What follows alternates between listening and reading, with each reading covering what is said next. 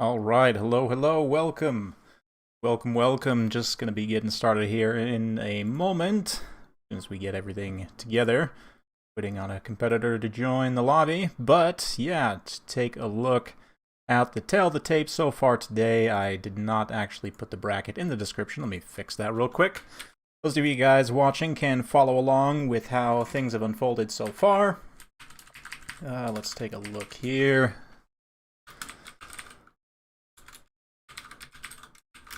Okay, sorry about that. And there's that.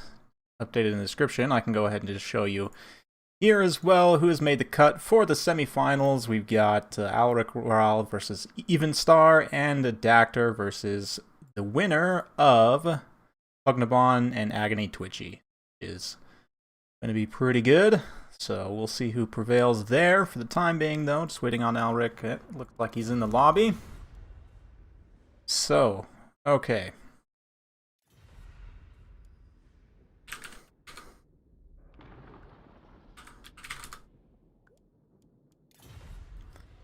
Looks like we got both of them in here.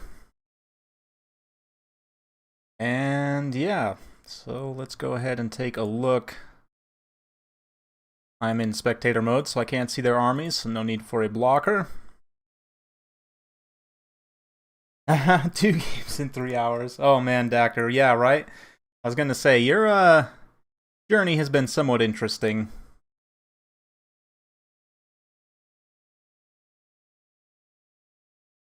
Okay, looks like Pugnabon did prevail there, so I can go ahead and update this.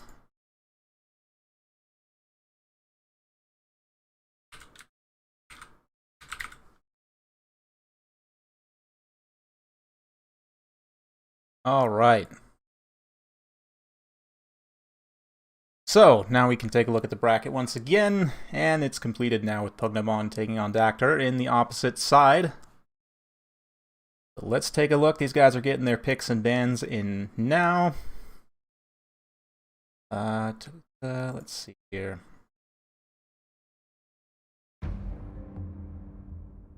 Yes, indeed, welcome. Good to be streaming for y'all. It's been a while since I've done any kind of multiplayer streaming.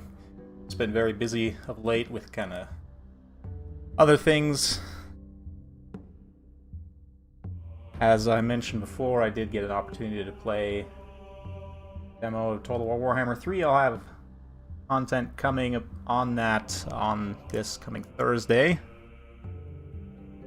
think it's, about an hour after Creative Assembly's stuff goes live, so yeah, be sure to tune in for that. In the meantime, got some standard tournament play. Looks like Alric Ral's gonna go Greenskins, ban Coast, and Counts, which is interesting.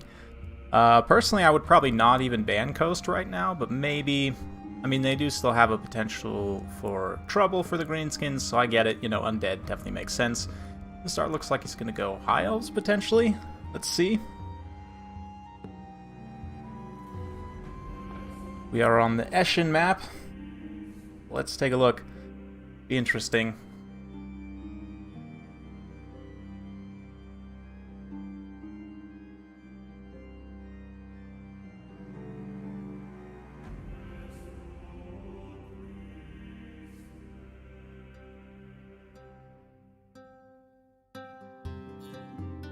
Alright.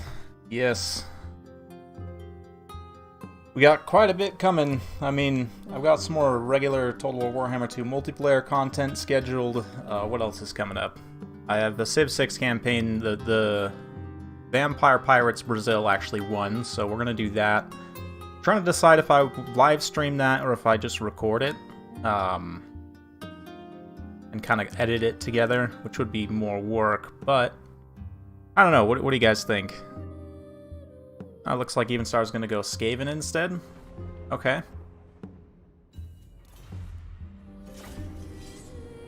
Interesting. Skaven, pretty decent choice against Greenskins as always. Definitely do a lot here. But yeah, I've been playing some other stuff recently, just kind of waiting, as many people are. Honestly, I haven't been playing Total War Warhammer 2 all that much myself. Still really enjoy casting and hosting and everything, and playing battles here and there occasionally as well, but my focus is definitely ahead right now. So this is something to just kind of, you know, help us pass the time, right? Until that time comes. Hope you guys are as hyped as I am for Game 3, because I am beyond hyped.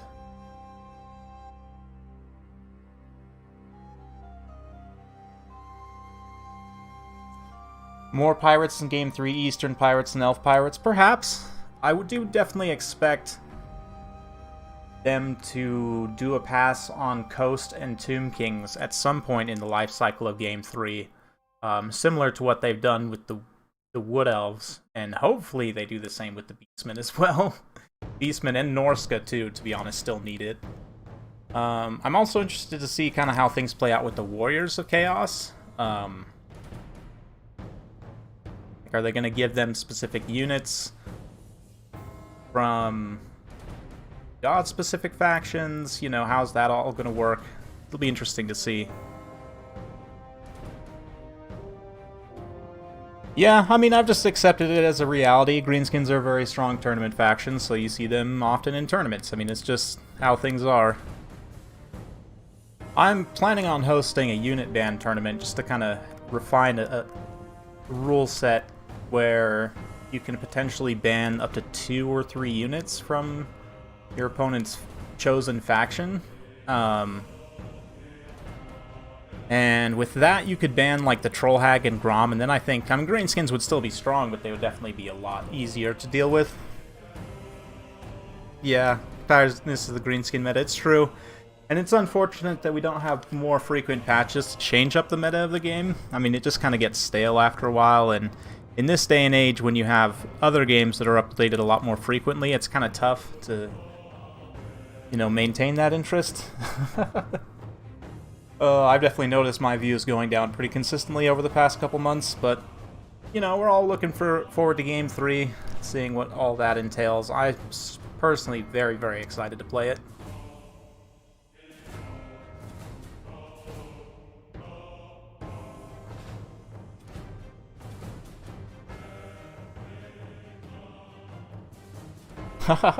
Thanks, real human being. Yeah, it is Greenskins. The Green Tide is having their time, as many factions have.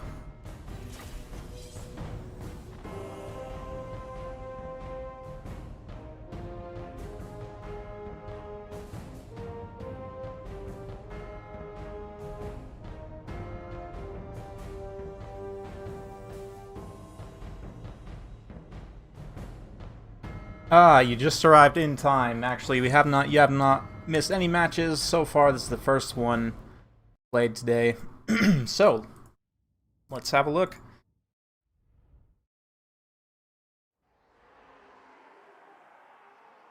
We'll get real close. Maybe look at some of this scenery over here, rather than looking at the deployment. Just to be fair, you know, don't want any undue shenanigans. We'll just examine this hovel right here and consider what kind of Empire peasant lives here. This is Eshin, so maybe it's a, you know, oppressed peasant. Oppressed by vampires. Ah, yes. Good times. Please be Grimgore. I'm guessing Grom. I mean, Grom's, in a competitive sense, there's no reason not to take Grom in almost every matchup. He's regenerating. I mean, he kind of helps counter the main downside of Greenskins, right? Which is low leadership, and because your Lord, it's much harder to snipe, obviously. One of those things. You see him, that's why you see him so often. I mean, Skarsnik's also pretty decent just because he has so much HP. Grimgore's not bad, but that regeneration, his damage resistance ability, his speed as well, and mass lets him escape a lot of situations. Right? What a nice house. It's even got, like, these spikes sticking out of the top of it. Fend off harpies, you know?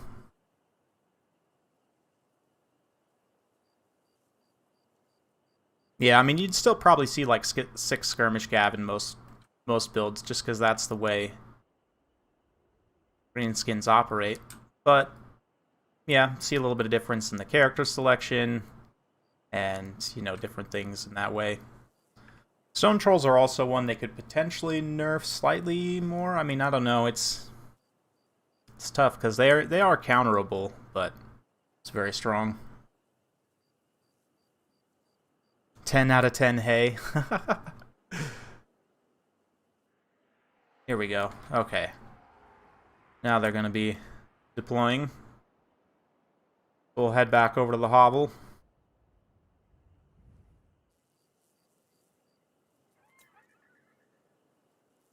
Yes, right here past the white line. They have a front row seat to the carnage that's about to unfold here. It's absolutely beautiful.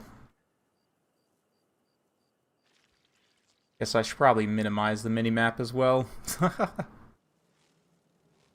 Yeah, you know what? Let's actually just do this. I'll just switch over to this here. Bracket. And we'll prepare to switch back shortly. Poison definitely is something they could potentially nerf a little bit. Maybe make the speed impact a little bit less. I don't know. That nerfing poison would also help some other units that are a little bit overtuned, but at the same time, I don't know. How much of a difference is it actually going to make?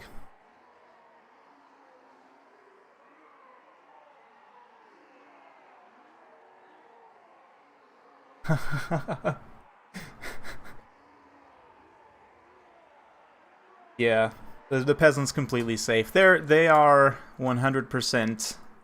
No, gonna be fine.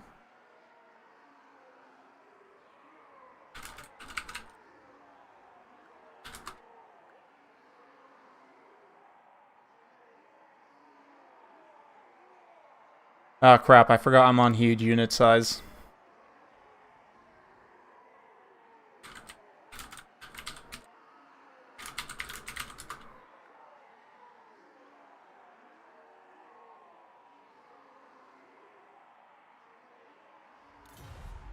I totally forgot I was on huge unit sizes for reasons, and as a result, these guys are now playing on huge unit sizes.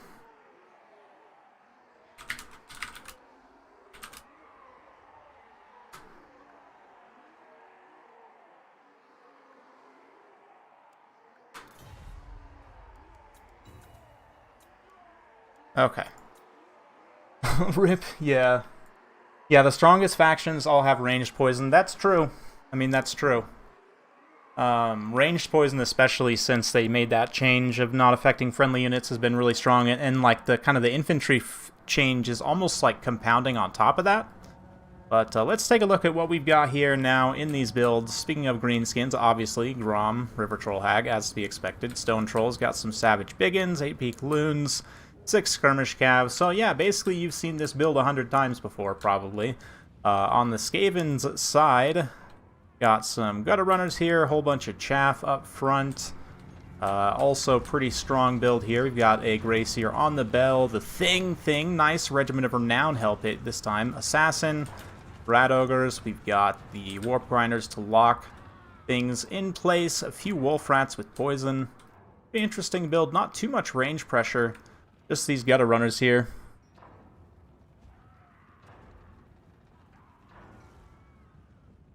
I'll just play on with it. It doesn't change the balancing all that much, to be honest. Like the difference between regular and like, or what I should, how do I do that? Stumbling over my words here a little bit. Yeah, I mean it doesn't make that much of a difference from large to ultra. It does make some difference, but it's not going to be that noticeable.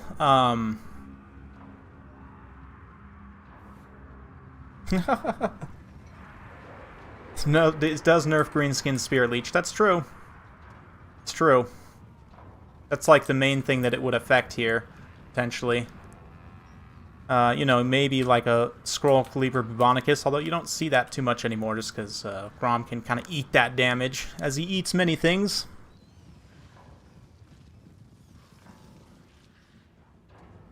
Man, you can hear the bell clanging. I love that. The sound design in this game, I say it all the time, but it's absolutely incredible.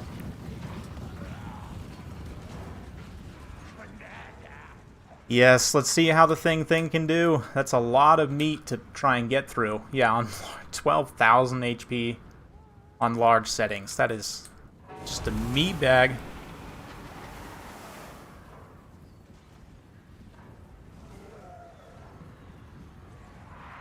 infantry and Lord Snipe meta to a degree. That's true.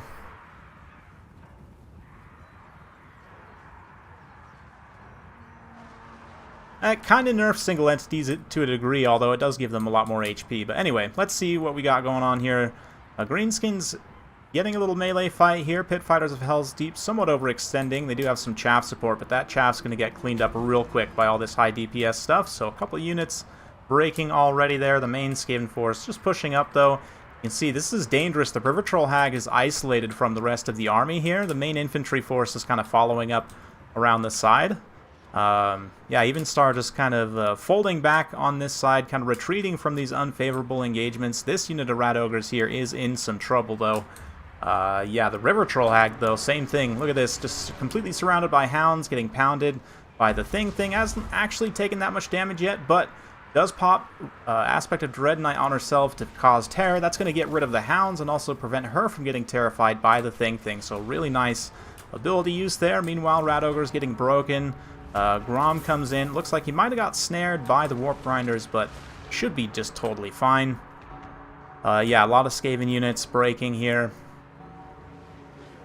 Even shattering with some of this kind of early chaff, which is pretty painful. We should see some summons. Looks like we've got a summon Storm Vermin here from the dreaded 13th spell. I didn't see where the detonation went off, but my guess is probably got those 8 peak loons. But oh man, the loss of that River Troll Hag is massive early on. The Skaven, yeah, they're getting some good picks here. Greenskins are punching back, though. You know, shadowed a lot of units. Rat Ogres offline, relatively expensive. Pit Fighters of Hell's Deep have taken a shellacking already. Just absolutely dumped on by all these archers here. This kind of mobile force, though, we still got some chaff units over here. It does look like the River Troll Hag is gone. No, not quite. Still here. Probably going to be seen off by those gutter runners, but the Thing definitely needed against Grom the Terror, who's popped all of his stuff. Lucky Banner currently active. 90 charge, man. So good.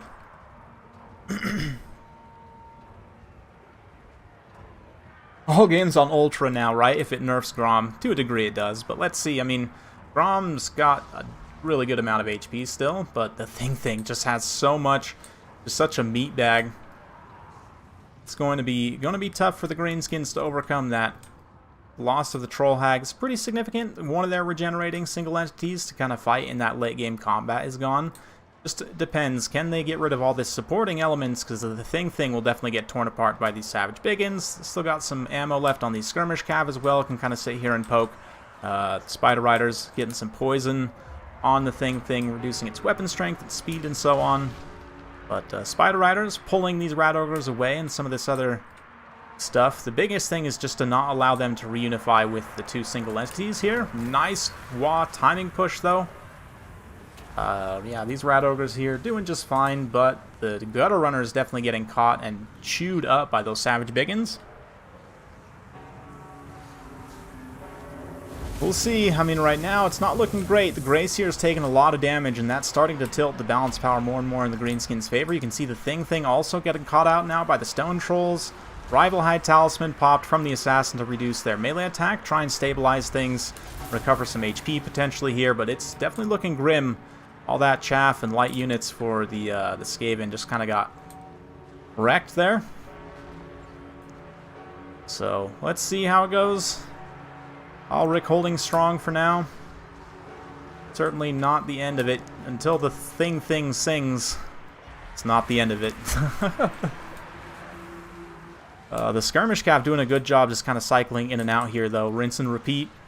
Try and do that leadership damage to these light Skaven units. Again, get rid of all the support as much as possible. Keep them from reunifying with these single entities. You can see how all the Skaven single entities are kind of spread out here. This is not great. Grom is able to get favorable engagement here, like on the Gracier. The Thing is out of control right now. Must have popped its little, whatever, flask. But it's definitely either going to get its healing proc or go down here. Let's have a look. Keep that in view. The Assassin doing some good damage on Grom. Grom definitely taking a beating here, but he can just cycle out. Ooh, looks like the Thing did get a healing proc there, so still sustaining for the time being. Things are definitely not looking good for the Skaven overall. We do have some Rat Ogres coming back here that can potentially rear charge, do some good armor-piercing damage on those Stone Trolls. Looks like a last desperate summon, though, from the Gracier. He's about to go down here. Grom with the rear charge now, just soaking fire as well from that skirmish cav. And that should be all she wrote for Skaven leadership. Gracier goes down, and that's probably going to be army losses. The thing now breaks. These Rat Ogres somehow still fighting, but that is very quickly snowballing. And that should be game right there. Greenskins win. Wow. Never seen that before.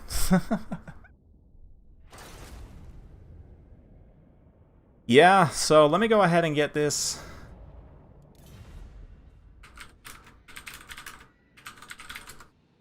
Let me go ahead and just switch this back on over. Get the scoreboard updated as well, so...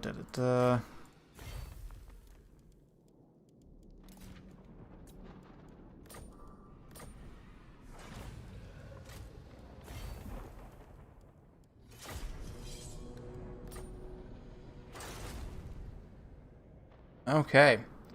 Alric takes the first game there with the skins. Nice victory over the rat people. Man, Skaven had a reign of terror as well for a while there. Definitely the Greenskins day now, though. Get these guys back in here.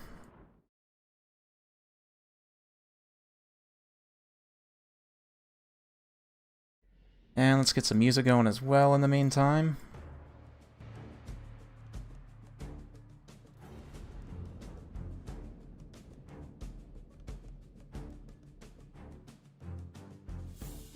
Okay. Hey, what's up, Lucius? Hello. Scotland is a place I would like to visit within the next while, whenever I can, to be honest, but...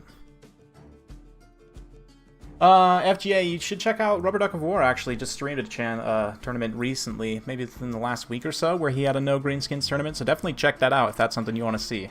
Has been done, and recently. Oh, yeah, Rubber Duck of War. Great content creator, honestly. Swell dude.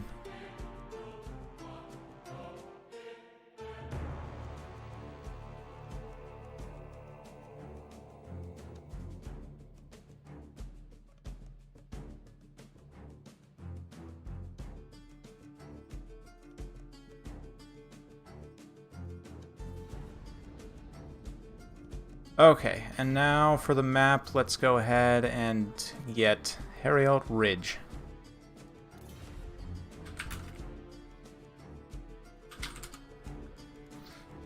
Map is set. Let these guys know they can get their faction picks locked in.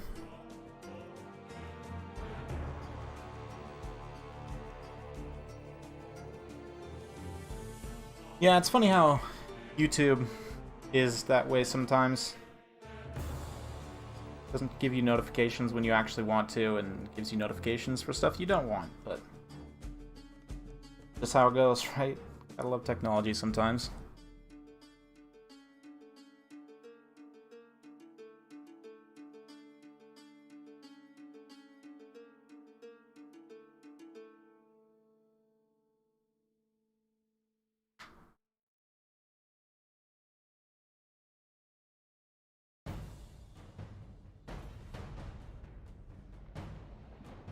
Yeah, I mean, you said it, Ice Power. Even Star now gonna pick Greenskins, ban Coast, and, or sorry, Counts, and Lizardmen. So, to be expected. Now, the question is, what do you take into Greenskins? What do you think gives you the best chance?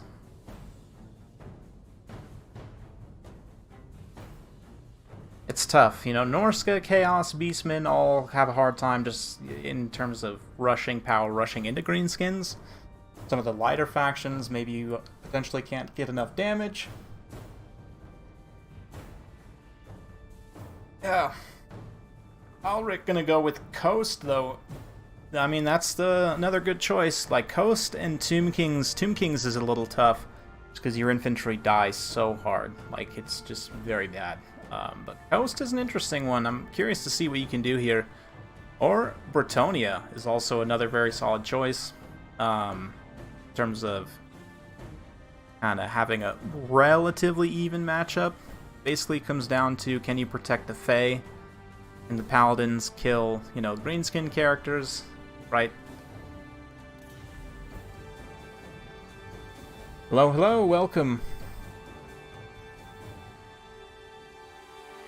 So it should be interesting. It's a relatively open map. A lot of potential for good cavalry play.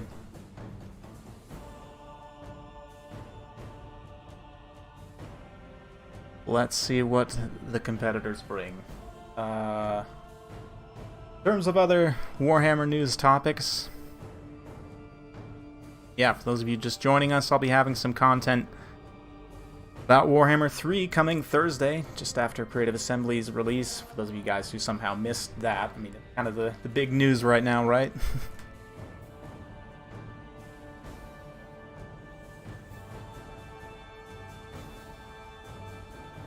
Just one of those things. Indeed, Warhammer has been a journey. It's kind of crazy to think that we've been on this journey for so long, you know, from Game 1 to Game 2, now coming into Game 3. There's been a lot of twists and turns along the way, a lot of different metas. The Giselle meta was pretty miserable, I have to say, but a lot of people said this is the worst meta. I don't necessarily agree with that. I think there's definitely been worse metas over the years, but in terms of Warhammer 2, I don't know, it's hard to say. There was some interesting times, for sure. Yeah, Warhammer 3 gameplay, yeah, I'm excited to show you guys, like, honestly. Been working on it hard over the past few days. The regular Warhammer 2 content up until Thursday may be a little bit slower, like I might not get something out every day, because I am working on that. It does kind of take up a lot of time. I want to do it well, you know, I want to showcase it right, put in effort for you guys. Any plans for 15k subs? I don't know. I've been thinking about some different things. Oh yeah, back in the day, been quite the journey. We're almost to the final stage of that journey.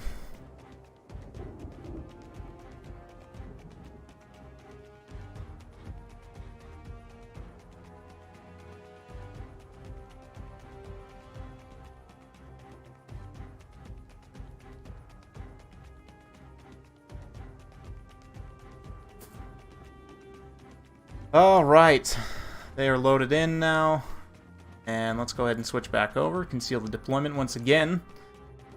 And for those of you just joining, can take a look at the bracket here, at least for the semifinals. If you want to see the full bracket, you can check a link down in the description below.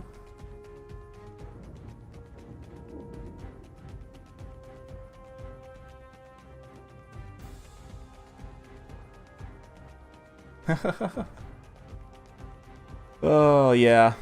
The game has come so far, it's true. It's true, and, like, I do think that the infantry bracing thing potentially needs a little bit more tweaking. I don't think it's quite where it needs to be.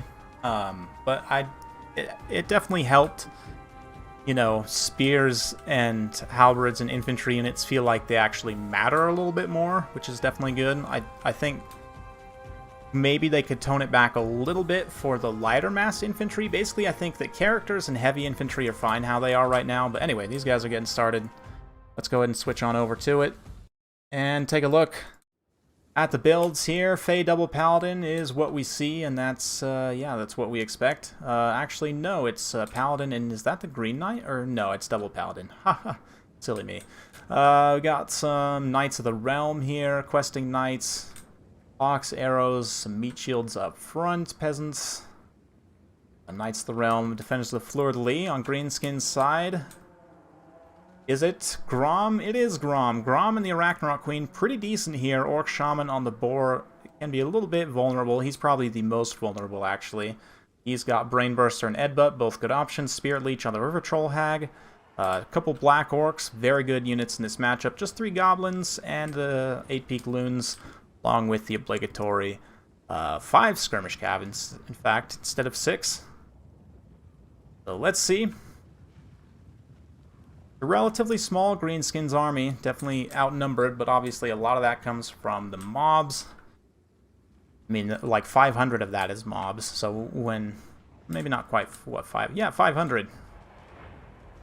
Even more. What is that, 600? So, almost half of the Bretonnian troop count is actually mobs. A little bit falsely inflated there.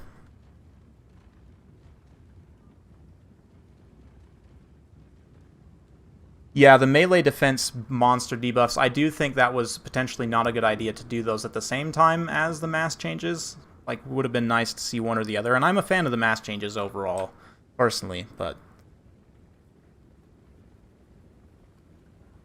Yeah, I mean, has been a long time, and I think the nice thing about Game 3 is it offers us a chance to just kind of hit the reset button and refresh, right? So Pox Arrow's going to get some good counter skirmish here. Not really too much meaningful damage coming from the Greenskin side onto Bretonnia, but it does look like maybe a little bit of damage on those Pox Arrows there.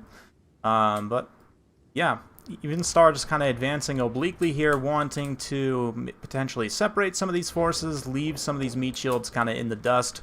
Why even bother trying to run them over? But he does risk kind of forcing himself onto the low ground, which, you know, the Bretonnians charging, like turning this flank and charging downhill could get some extra damage, right, on the Greenskins force here, and that's not something you want to see. Black Orcs taking a little bit of poke from those Pox Arrows. Alric just playing very patiently here, not overcommitting, and, you know, kind of utilizing his forces to gain some map control here. Does look like they're going to face some skirmish from the Greenskins cavalry here, but they've got to be careful. A little bit of poke and prod, kind of back and forth.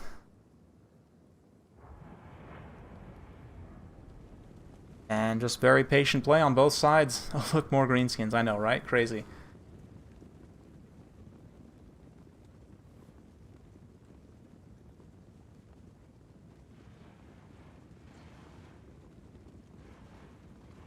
Yeah. What is a modifier? I don't remember exactly. I would need to look, but I want to say the modifier is for missile damage and for charge bonus. But Grom going to come in here for a little bit of drive-by. He's going to get slapped by those knights a little bit. They'll see him away. And Myther gets popped on the questing knights. Now he moves in with the Arachnarok Queen, the Orc Shaman also. So just trying to, you know, goon out whatever the units present themselves. But Knights of the Realm here are going to get a quick shock charge into those Gobos, try and break them. And the Gobos do take pretty significant damage there. Black Orcs are not quite able to follow up in time. Looks like they do maybe tear one of the models away. But big Dwellers below here, that's going to do a lot of damage to these Greenskins units. You can see the Black Orcs trying to move out of that area of effect. There's also the Comet being dropped here. Doesn't look like it's going to get full contact, but it will do some damage. And the Greenskins infantry support just very quickly diminishing.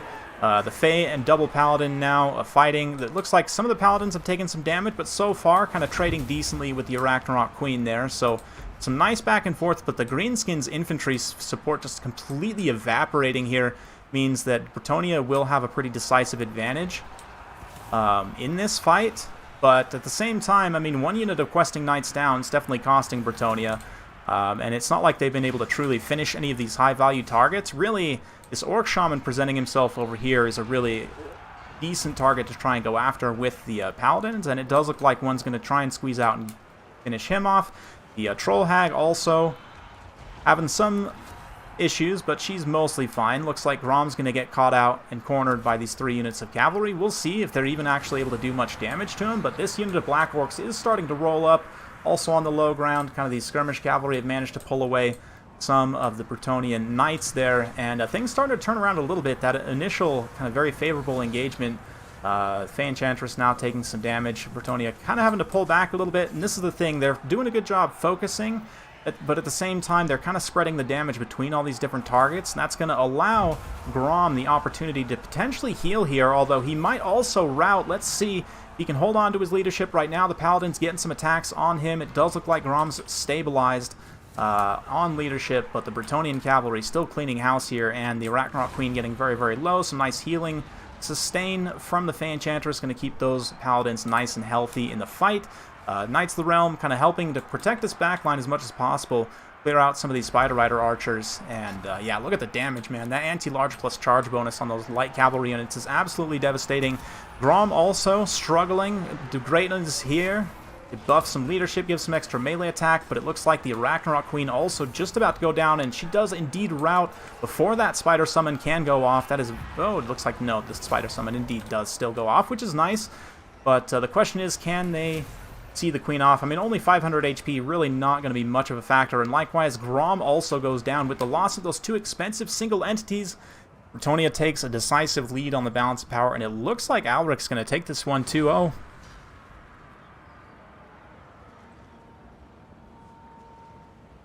Okay, Butcherbird coming in with the knowledge here. Modifies both ways, vigor and weapon strength charge bonus depending on how much higher models are and lower. Up to 30%. Yeah, okay. And there you go. That's solid information right there. That sounds right. Yeah, weapon strength as well, which I forgot about. And vigor, of course, which makes sense. But nice job, Alric, seeing off the green tide there. I mean, you kind of trump cards like, oh, I see your OP character squad, and counter with my OP character squad. And Enchantress, of course, draining some hilarious damage, getting some really good kills as well with the Dwellers and the Comet. Questing Knights doing their job, helping to hold back the tide. Same thing with Knights of the Realm. A lot of them take a beating, but they do manage to put out some damage. The Peasant Bowmen, of course, all really nice damage on them.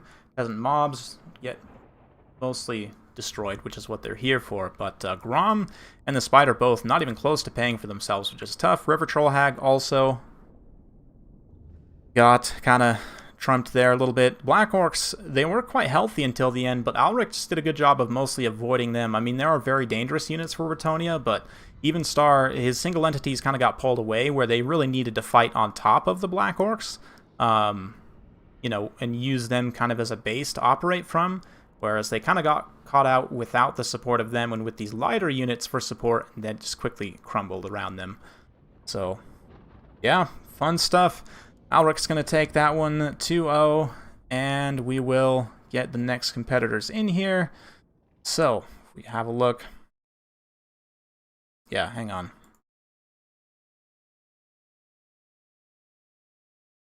Okay. So yes, Alric moves on, and we'll go ahead and get Dactyr and Pugnobon queued in.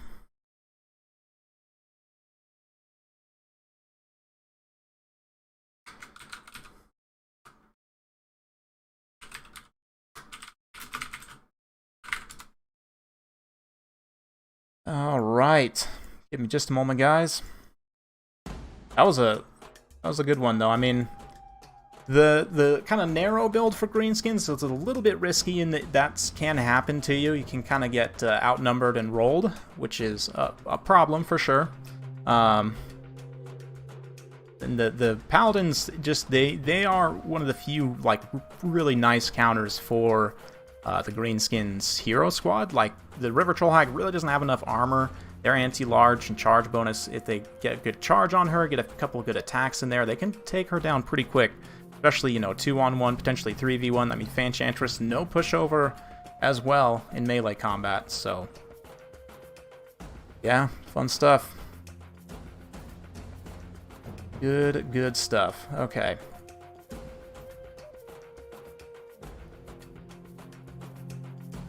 And we've got these two joining. We'll begin shortly.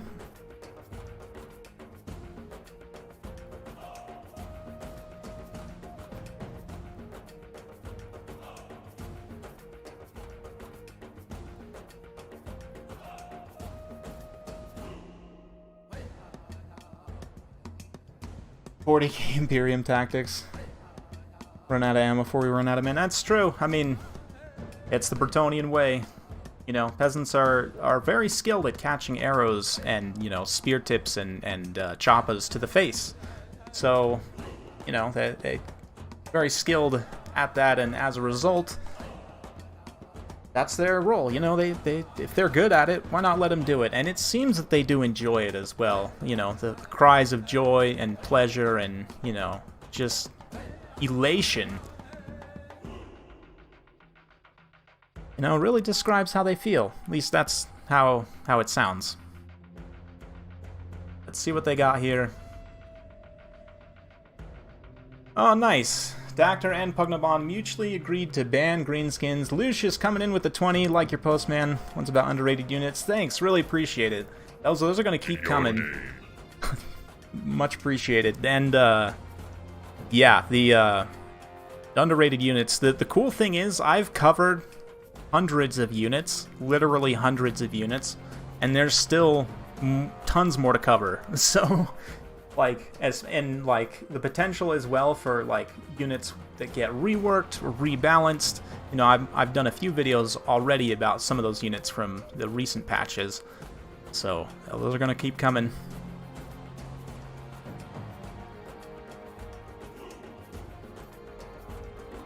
Definitely will keep coming.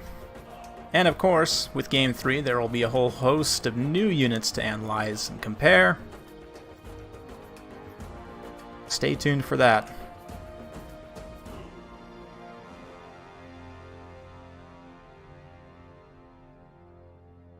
That will in fact be one of my videos on Thursdays comparing units.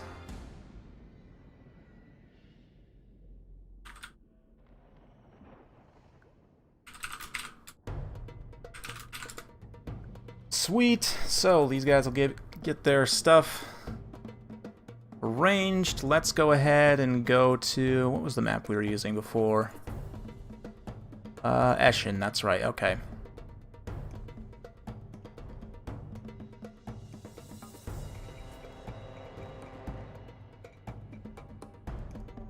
And map is set, ready to go.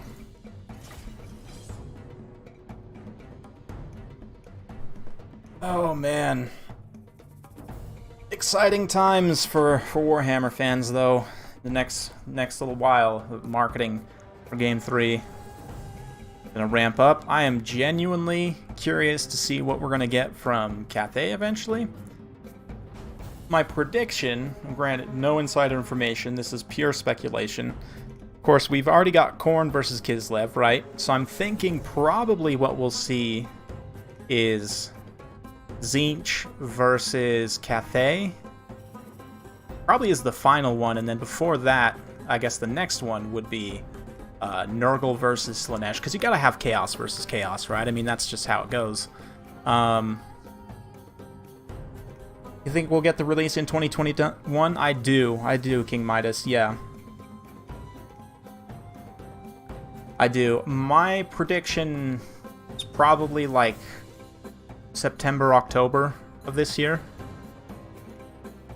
I mean, we'll see. That's honestly what I'm hoping for. Looks like Chaos versus Lizardmen.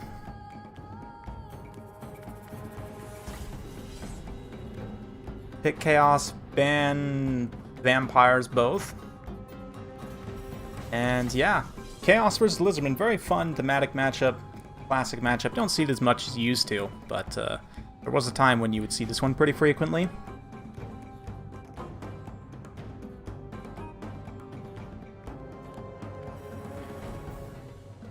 Pretty cool, though, that, I mean, just the whole Total War Warhammer as a whole, right? The whole trilogy. They planned for it. I don't think that Games Workshop realized how... Games Workshop or Creative Assembly, to be honest, I don't think they realized when they kind of first set out on this journey, like, how dynamite it would actually be. Like, how just earth-shattering this series would be, and completely change the landscape for Total War in general. You know, potentially lead to the resurrection of the old world and now brand new lore and, you know, armies being implemented that were never implemented previously, you know, that we just heard whispers about. I think it's amazing that Creative Assembly, you know, Total War has kind of, as this franchise, really contributed heavily to Warhammer as a whole. Like, it's been pretty amazing to see, honestly.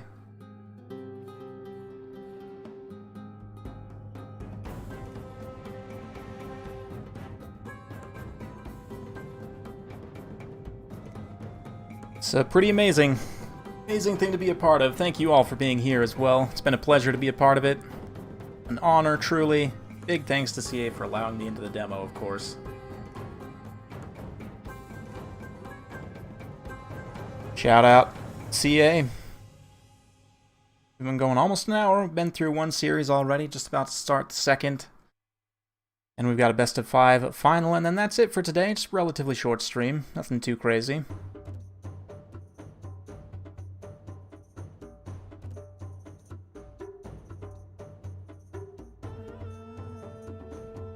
Let's see what they got, though. Both players putting their armies together. I may go grab a drink of water, so in fact, let me go do that before they start, and I'll be right back.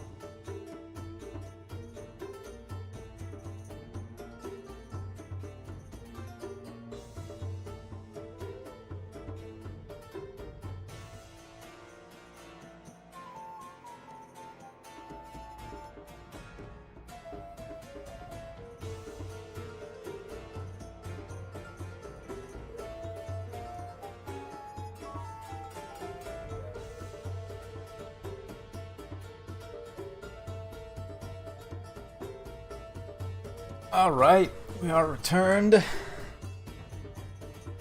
Guys are still putting their armies together.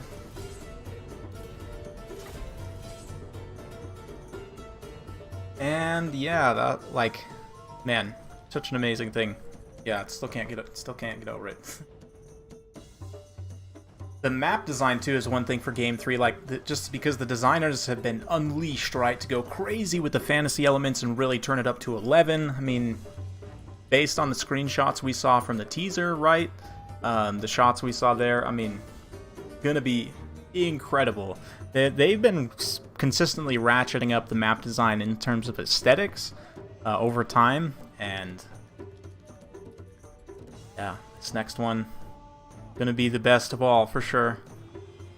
And the DLC potential too, man. Like, the game is gonna be coming out hopefully this year. And, like, honestly, they could do, like, a 3-year DLC cycle, probably.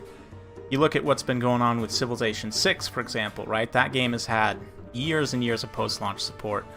And they could continue to do the same. I mean, if they want to do, you know, obviously,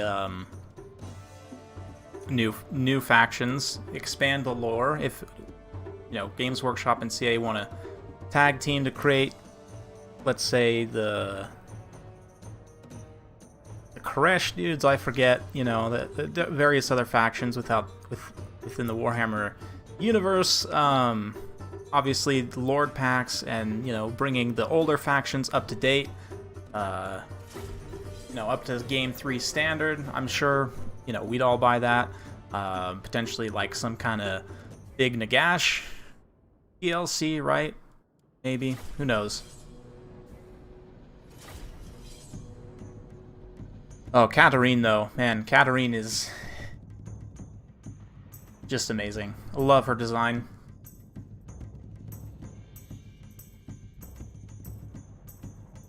Katarine, the Ice Queen. The memes, though, oh my god, the Frozen memes was just killing me on Reddit. She is essentially Elsa, but, you know, way cooler. Elsa fights against the hordes of chaos.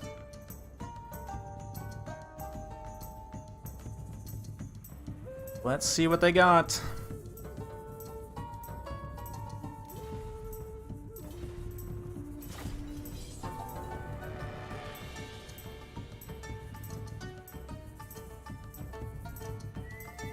Just waiting on the competitors here. We just about finished picking their armies. I guess I could take a peek, but I shall refrain.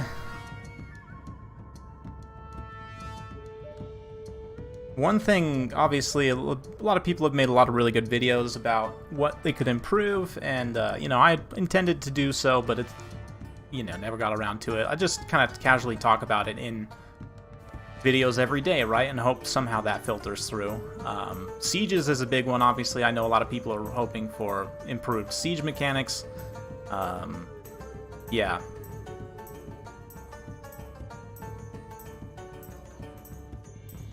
Maybe move to the Lord of the Rings. It's possible. It's also, I mean, they could do a 40k game as well. I mean, it's potentially maybe unlikely, but they have done gun-based Total Wars in the past. Like, you know, Fall of the Samurai obviously is kind of a hybrid system, but it's not like 40k is just shooting. Like, it's more balanced towards shooting, certainly, than Warhammer Fantasy.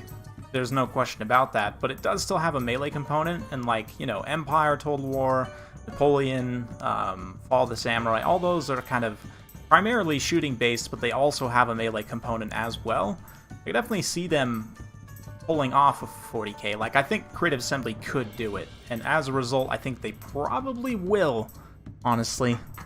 They would have to implement some kind of cover system, which in fact they did have, I believe, in Empire Total War. It was pretty janky, to be honest, but like they had systems where you could occupy buildings. Your guys would like shoot out the windows and stuff.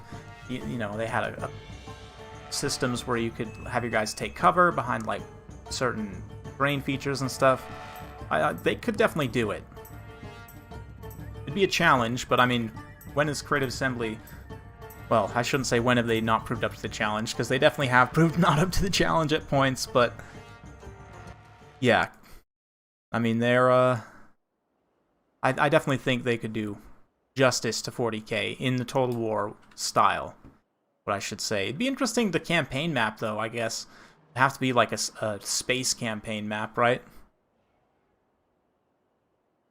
It'd definitely be very different. But, I mean, that's what people said about Total War Warhammer, right? How are they going to do flying units? How are they going to do heroes and monsters and magic? And they figured it out.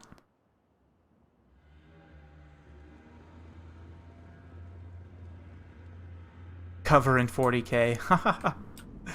Yeah, let's take a look at the builds here. We've got Mazda Dread Saurian, man, throwing it back. Feral Dread Saurian plus Mazda Mundi is an old school build. 2 Temple Guards, got a bunch of Saurus Warriors, some Chameleon Skinks. No Pterodons, interesting enough. Also no Manticores, kind of refreshing. Do have Sigvald, though. Metal Sorcerer, a couple of spawns. Great Weapon, Chaos Warriors, some Marauders here, and some Horse Masters, Horsemen, Poison Warhounds. Good stuff. Good stuff. Sigvald, quite strong now, but I'm curious to see how he holds up against the 750 weapon strength of the Dread Saurian. Saurian, absolute meatbag, has a ton of HP. Mazda Mundi can, of course, heal it as well. Give a little bit of a harmonic convergence to buff, especially the melee defense, but of course melee attack as well. Also helps just to have so much melee attack that you guarantee hits with that ridiculous weapon strength.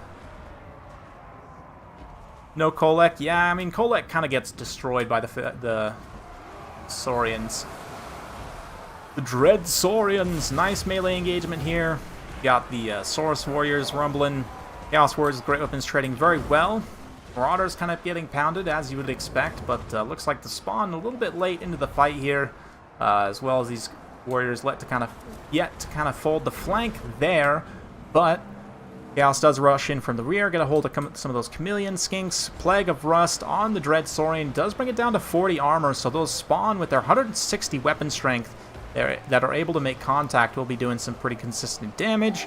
Marauder Horsemen as well, throwing their javelins in here, and some nice effect from that Plague of Rust. Very well done. Cold-blooded, stops the rampage, improves leadership a little bit. The Saurian can kind of pull back, readjust, get a little bit of healing.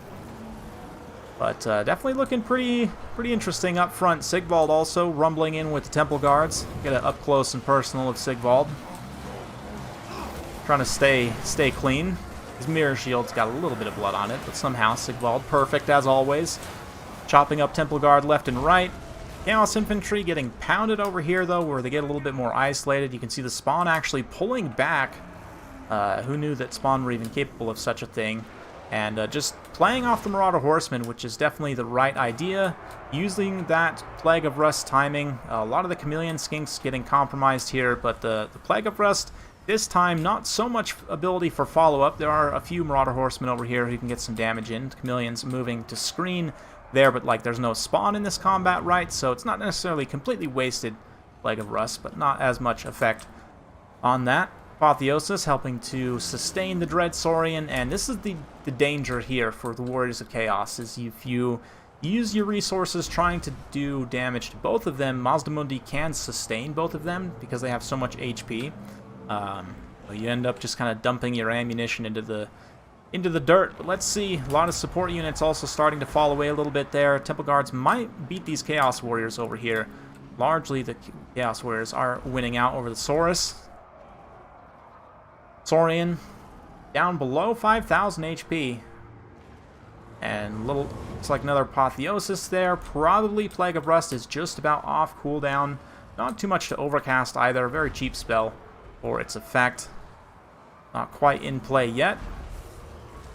Fortunately, no cold-blooded on station. It looks like here's the Plague of Rust, and that should be the finishing blow for the Saurian. That's going to be a huge dent in the balance power, obviously. Major resource spend there. The Horseman, just happy Javelin Day, man. Straight to the Lizardman's face. Usually it's the Lizardman wishing people happy Javelin Day with, you know, all the skinks and howdas and skinks on howdas and everything.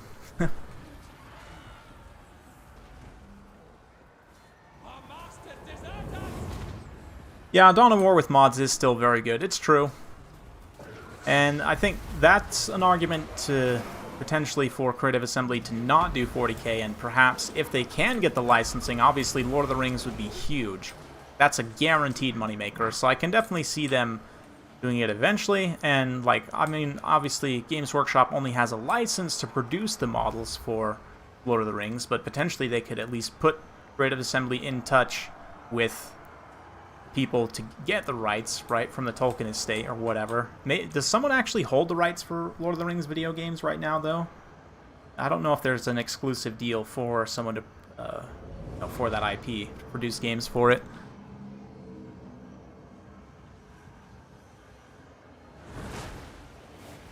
Yeah, pretty much. Everyone's just waiting.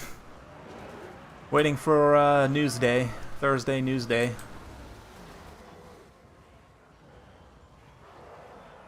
Mazdamundi getting the Plague of Rust, and that should tie things up relatively shortly. Sigvald more or less untouched. Still just looking fabulous as ever. It'll be interesting to see what happens with Sigvald. Like, some of the legendary lords, obviously, like Sigvald, is very clearly geared towards one specific chaos god, right? So I'm wondering if Sigvald will end up getting folded into Slaaneish's roster, or if he'll continue to stay with the Warriors of Chaos, perhaps both. Who knows? The future holds so many possibilities for our boy Sigvald. But today he manages to win the day along with the Metal Sorcerer, obviously playing a huge role. Massive value on all the javelins there, taking down the monsters. Chameleon Skinks just tied down too much of the time to really counteract this mobile skirmish force here. Spawn also generating some really nice value in tandem with that Plague of Rust to both pay for themselves. Chaos Warriors Chaos Spawn, the extra weapon strength means they just punch so hard. The hardest hitting monstrous infantry in the game in terms of total weapon strength. But yeah, Mazdamundi and the Saurian both very low value overall. Very unfortunate. Not as good as it used to be.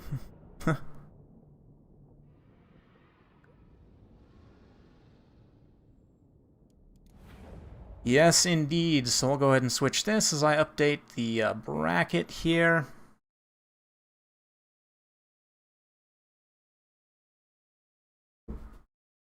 Don't mind my cat skittering around in the background. Yes. Factor goes up 1-0 on the series. Let's see what they can do next.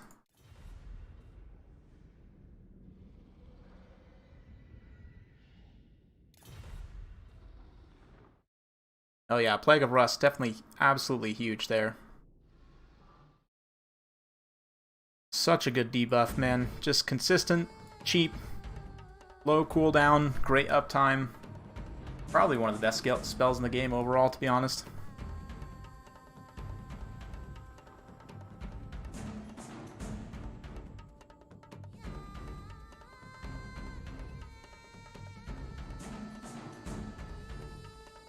Alright.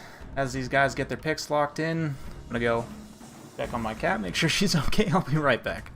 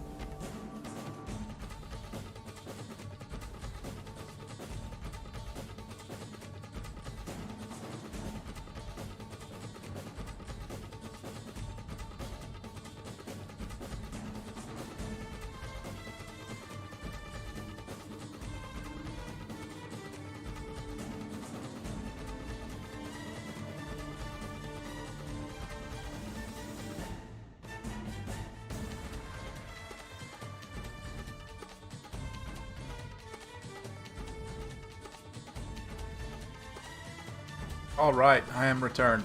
Sorry about that. Map pick is locked in. You guys decide.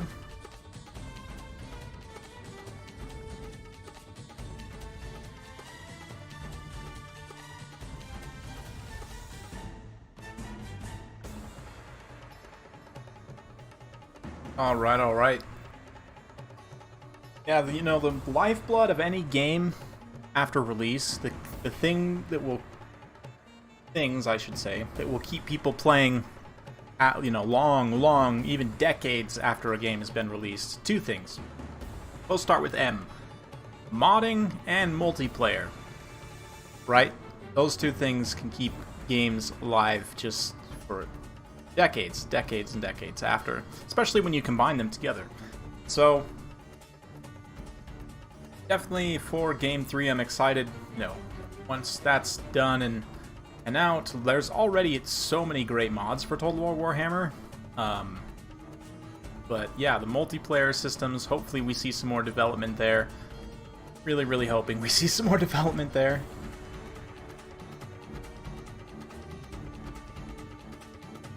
You got a thriller army?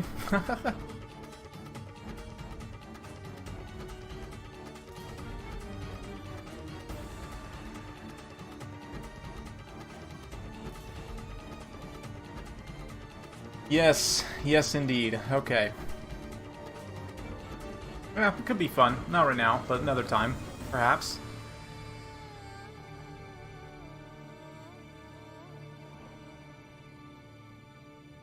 You know, yeah, campaign is an interesting thing. I really would love to figure out campaign on my channel, because like I enjoy streaming it to a degree, but it doesn't seem like it gets all that many views. I think post-recording it actually would probably do better overall. But also like kind of editing it together to skip, there's a lot of, not that it's necessarily boring to play, but not quite as exciting to watch, obviously. I might do like an edited campaign next little while.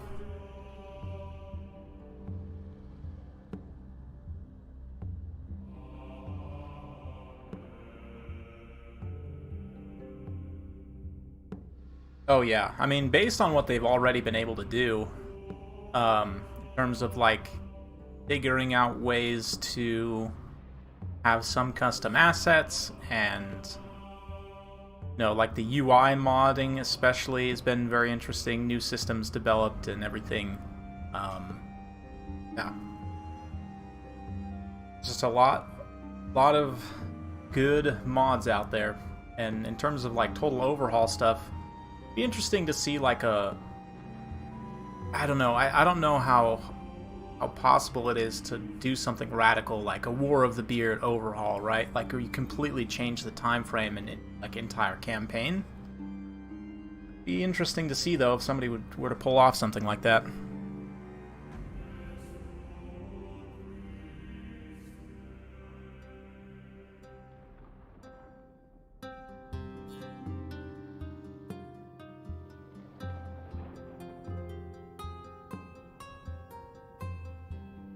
Yeah, Games Workshop is given more freedom to CA, it's true. And now, like, Games Workshop is, like, working directly with CA to create Kislev and Cathay, right? And so, oh no, what Elves versus Dwarfs?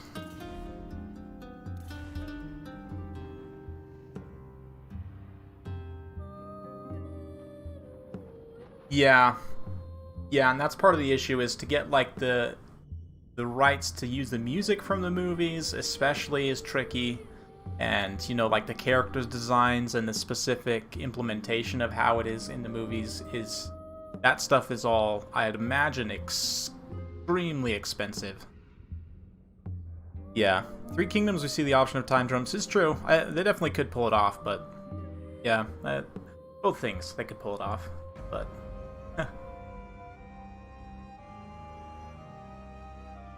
I don't know if they'll ever bring the Age of Sigmar thing. I think if they were to do something with Age of Sigmar, it would be an entirely separate game. Brogers. Yes. Yes, Gojira. The Brogers are going to be so much fun.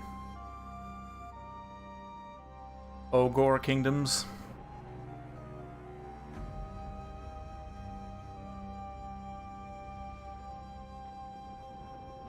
Ogres are the best. They carry cannons with their hands. It's gonna be amazing. Oh, Sigmar himself. Yeah, maybe.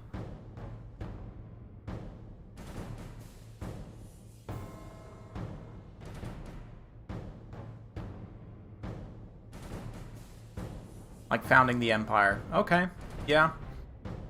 That could be cool. Like a way back in time. You know, defeating the Greenskins, uniting the Empire for the first time. It could be fun.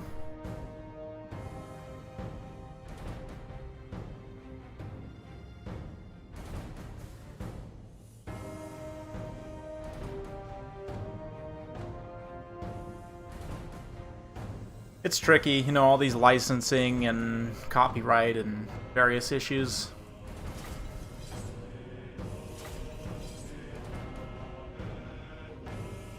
In my fire belly. Oh man.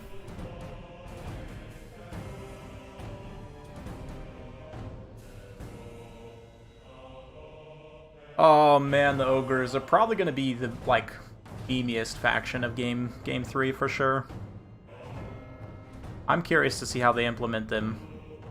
I mean, it's kind of like, you know, Bretonnia is a cavalry faction, but they still have some infantry. I mean, it's there. They have decent skirmishers. Like, ogres will be the monstrous infantry faction, like how Bretonnia is the cav faction. They'll be specifically geared towards monstrous infantry, and yeah, like I'm sure they'll have some supporting units as well. Like I'm sure they'll have some properly, you know, quote-unquote small infantry-sized units.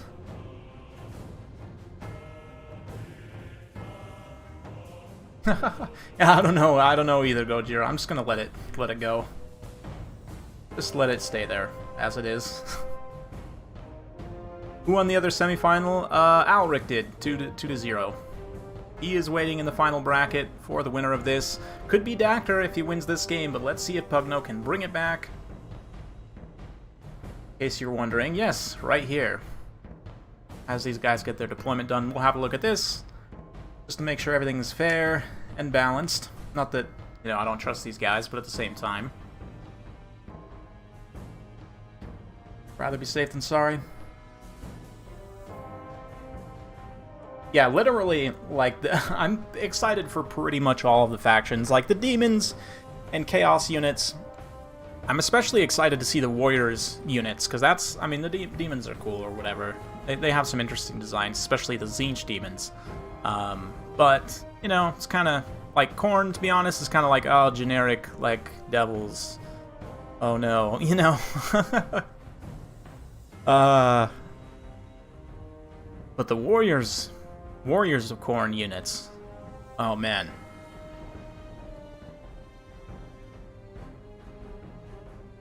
Yeah, it was Greenskins over Skaven and then Bretonnia over Greenskins, so it's a good series. Now we've got this one where they mutually agreed to both not pick Greenskins.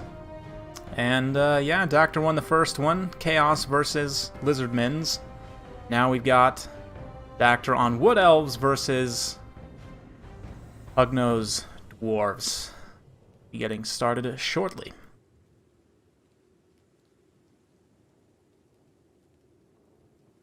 Slaanesh and Kislev join Dark Elves as my mains. Yeah, Slaanesh I expect to be probably the trickiest to play of the Chaos Gods, like, based on faction design.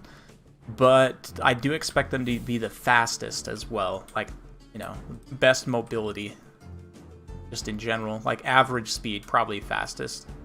Khorne is probably in the middle with Tzeentch, and then, yeah, Nurgle, obviously, the slow boy.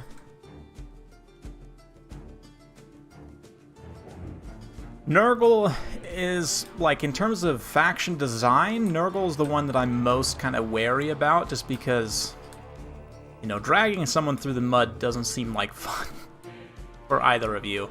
So depending on if it's a very kind of attritional, grindy playstyle, which is kind of how it's supposed to be, I would think, so it's, I guess, implemented not necessarily correctly, I don't think that's the right word, but you know what I mean. If it's implemented the way it's portrayed in the lore, then it could be the most unfun faction to play against in terms of the Game 3 factions. But Chaos Dwarfs also will be really strong, assuming we see them probably at some point. Nurgle will be gross, and I mean, that's how it's supposed to be, right? So,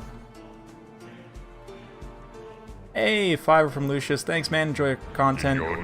Catch you later, much love from Scotland. Love to you, man. Love from the great state of Utah, and thank you very much. We'll see you around.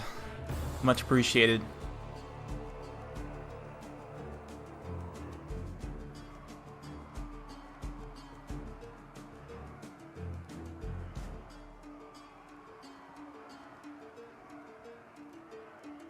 So at least in the tabletop Ice Power, they have a mechanic that's sort of similar to crumbling in the tabletop. So we'll see how that gets translated into Game 3. Will demons crumble? That's the question. Will they have just, you know, like a renamed crumbling mechanic, or will they actually create something new and interesting?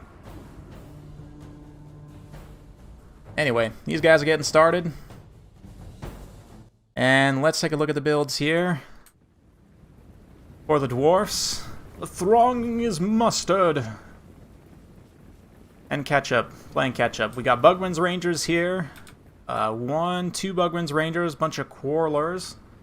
So nice mix of ranged units, whole bunch, including a couple Rangers. So full-on 12 crossbows, pretty solid. We've got tons of Dwarf Warriors here. Nice little Amber Spear. Or no, shot rather, from the Sisters of Twilight. Interesting. So they're going to be shooting in. Looks like they're on the anti-large mode, which makes sense. I mean, you just chew away unit models from the Dwarfs there, essentially act as like a flying cannon.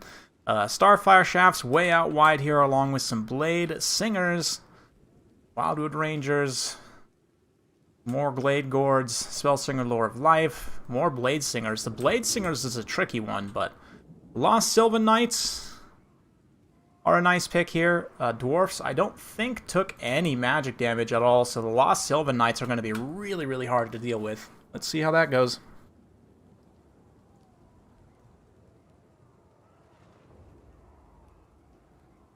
We'll see how it goes.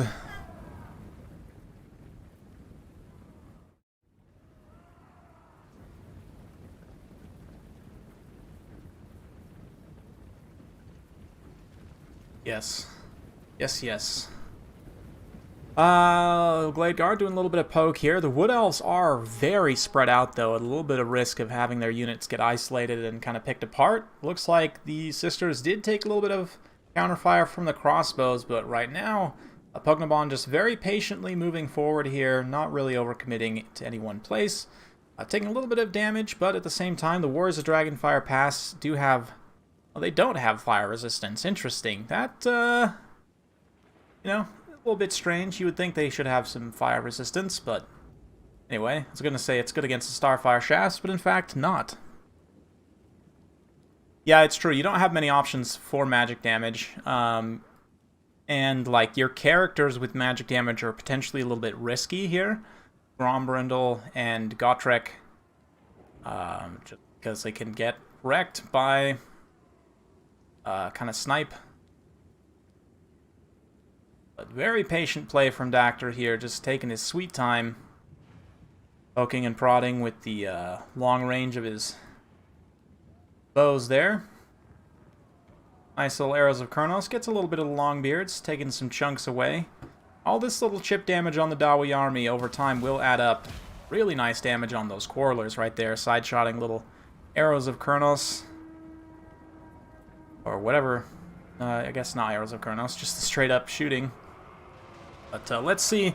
Looks like we're going to get a little bit of a melee engagement. Lost Sylvan Knights do a quick charge, are not able to break the Longbeards, do relatively little damage. And Longbeards are able to recover there. But Dwarfs kind of forming up in two defensive positions here. Eventually they'll be able to get some counterfire. Like you can see these Glade Guards taking some shots here. Blade Singers working up and around, trying to find an open flank, try and attack. Meanwhile, over here, these Glade Guards are still firing. These Glade Guards are still firing. They used up a good portion of their ammo, at least in this case. And Longbeards have taken quite a bit of damage. Relatively expensive unit to have taken that damage on, but Dawi still plenty of stopping power in these crossbows. Yeah. Nice side-shotting again from the Sisters. Doesn't take too many models off those Longbeards. Actually count as magic damage? No, they do not. But can see the balance of power kind of slowly, slightly tipping in the Wood Elves' favor, but once the ammo does run out, that will change considerably, considering there's a lot of ranged units here. But few powerhouse melee units, these Blade Singers, kind of just dancing around the sides. Well, yeah, just chilling. Be probably a pretty long battle, as both players try and play smart. Ooh, another nice arrows of Kurnos there from the Waystalker, who's basically used up all of his ammo.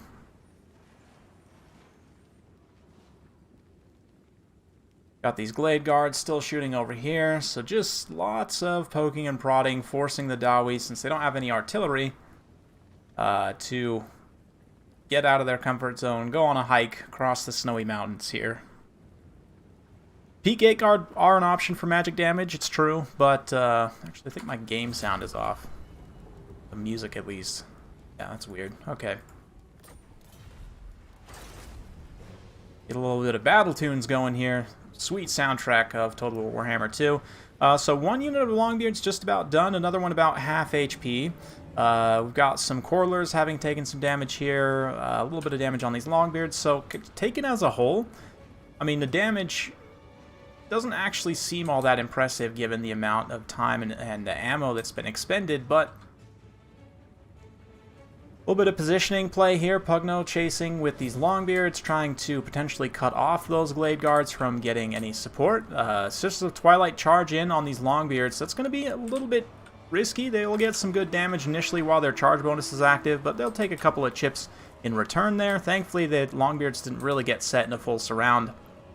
But Quarrelers and Rangers also within range to start to poke a little bit there. These two Dwarf Infantry units, though, getting caught out, going to get clobbered here. I mean, the Blade Singer's magic damage does mean they're actually weapon strength relatively low, but the Dwarf Warriors really just can't stand up to that anti-infantry AP, despite the magic resistance. And the other Dwarf Warriors, they are getting terrified, so Couple of units kind of picked away more. These Longbeards still holding for the time being, but the Blade Singers are going to come within range, and the crossbows will very quickly deal some damage. Wildwood Rangers also looks like ate some. But let's see, kind of swinging back around. Right, Total War Warhammer Kite, not the most exciting game in the world. But hey, it's not Greenskins. Would you prefer this or just a Greenskins face rush? That's the question.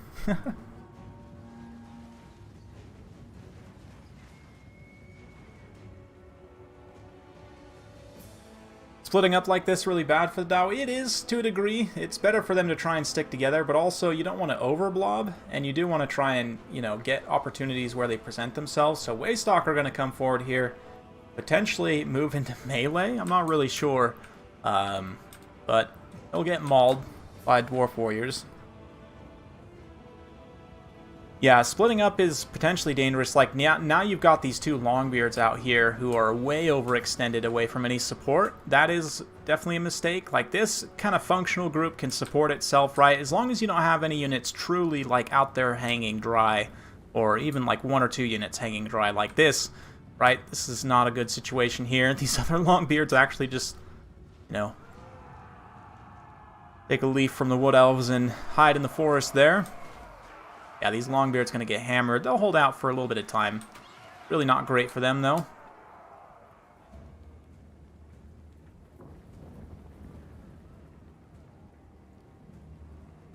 This for sure.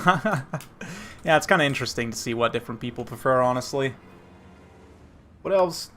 It's tough. You know, this is one matchup where, because of the nature of things, it can definitely lead to some interesting games, let's say.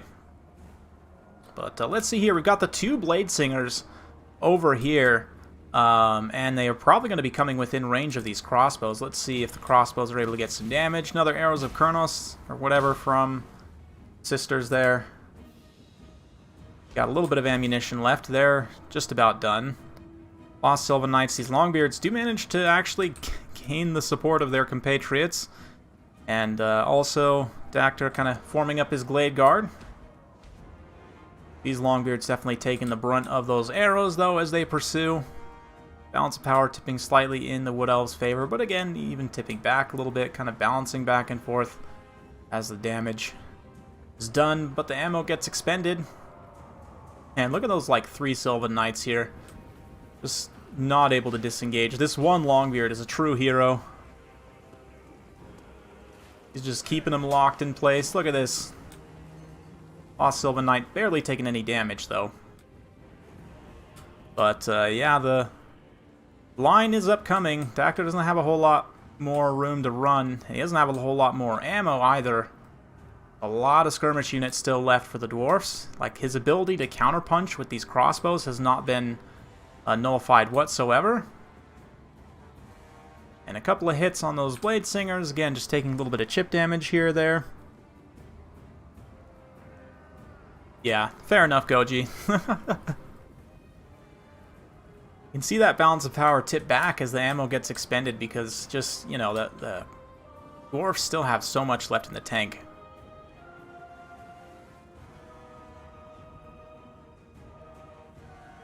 So the Wood Elves here trying to get back to the rest of their army, but Blade Singers are going to have to kind of face this gauntlet of crossbow units, which is not ideal.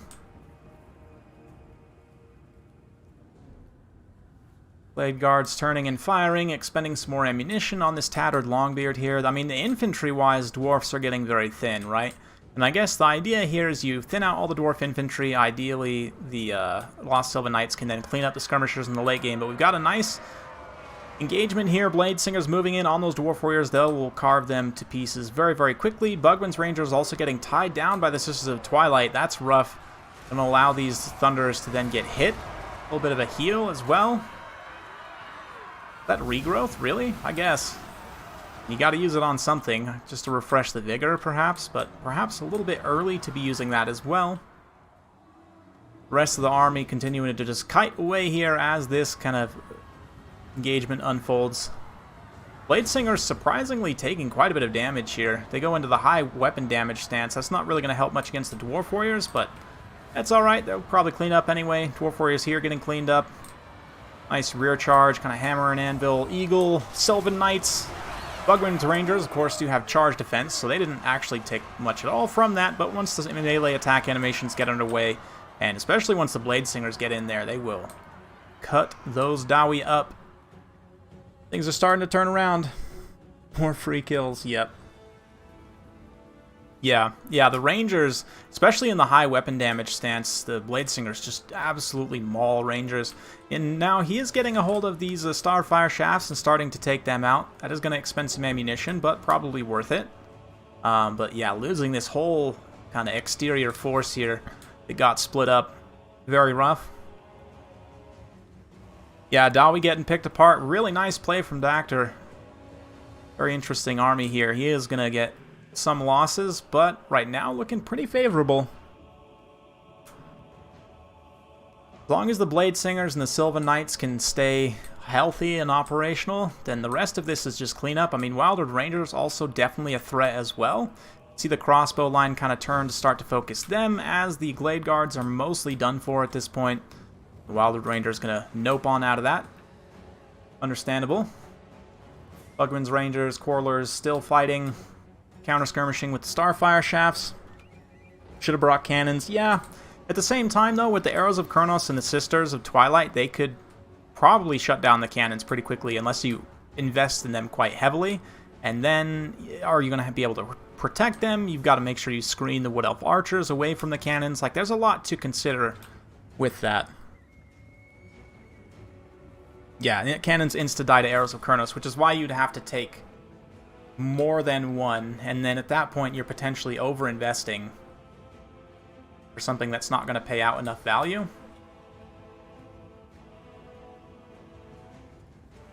Potentially. Yeah.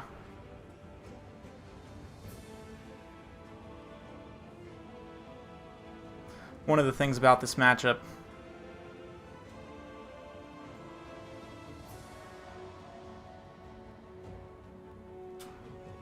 Elves are basically out of ammo at this point, so they really have no choice but to engage, and you can see they are maneuvering to do just that. Dowie, as a result, can kind of form up here, ready their position, start to counterfire. They don't have much to try and hold the line, so the skirmishers are going to be vulnerable, but they also have a good volume of fire, right? So if they can focus targets effectively, it could still be quite dangerous.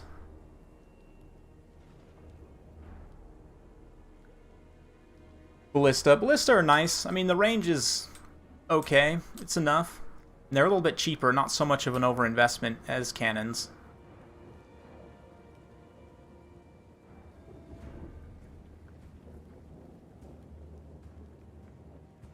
But, yeah, the actor does need to attack here.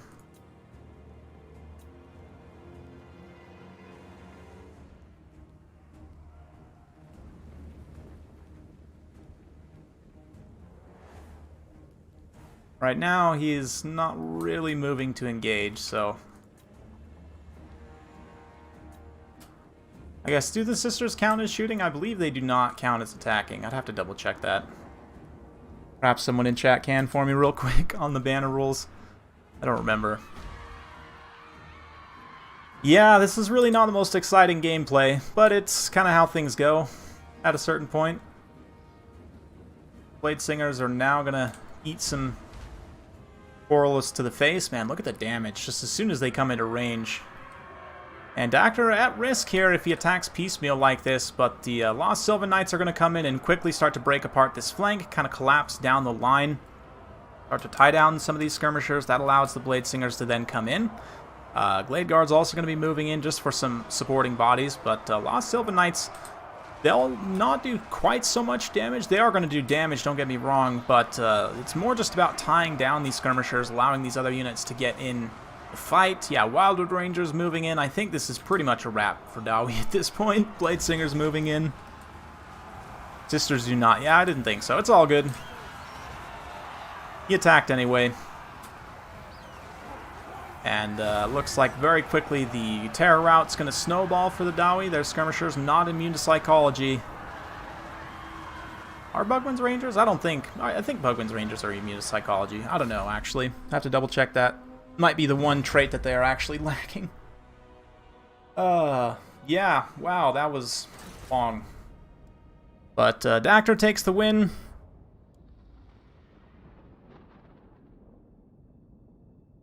Yeah, I was going to say, I don't think they account for even if the range is their primary missile attack. But anyway, let's go ahead and move to the bracket here. We've got...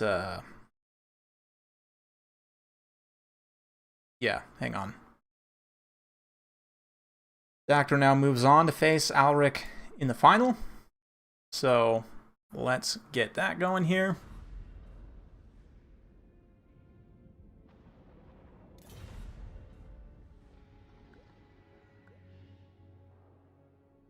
Late game repositioning, accepting range fire cover, both of them rules-wise. Yeah, he was just moving to get us around, right? Which is valid. But let's get Alric back in here. And we will reset the scoreboard.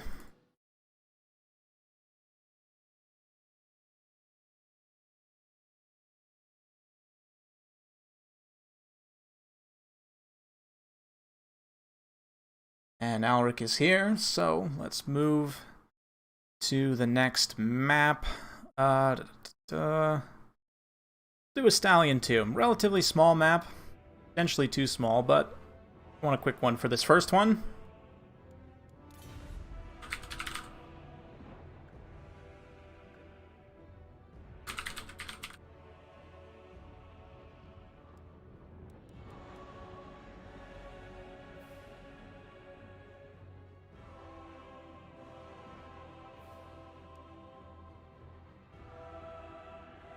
Okay, and in terms of the bracket, Dactyr is on top, so Dactyr double bans first. I forgot how to play against Kite. Yeah, it's tricky. Very, very tricky.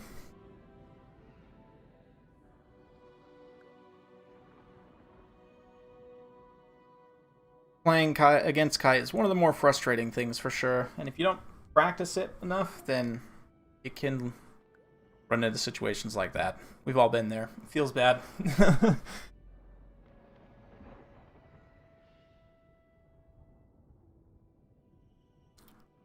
Yeah, that type of battle happens from time to time. Not something you love to see all the time, but it's a valid strategy.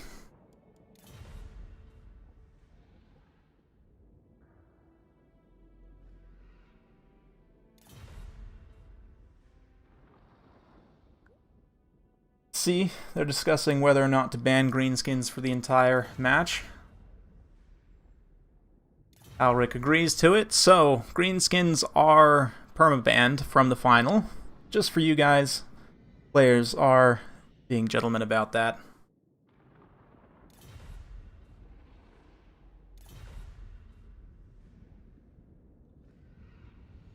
Yeah, that's the key, is just try and stick together and not overextend. It's tricky, though. I mean, it's very, very tricky.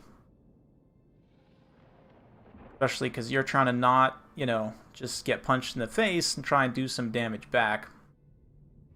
Yeah, had some interesting... One game in particular I remember I was against Slaxon Soothsayer as Vampire counts. No ability to counter skirmish whatsoever. He took a full Kite Empire build. That was a very frustrating game. It was still pretty close, but I ended up in a similar situation where I just didn't quite have enough at the end.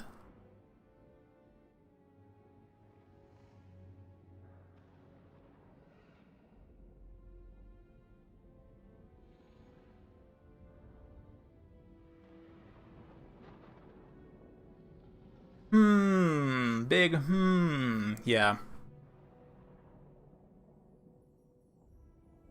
Greenskins definitely need some nerfs, I will admit. Probably, honestly, you nerf, like, Grom and the River Troll Hag both. Nerf them in some way or another, and then go from there. That would address a lot of their issues, I think.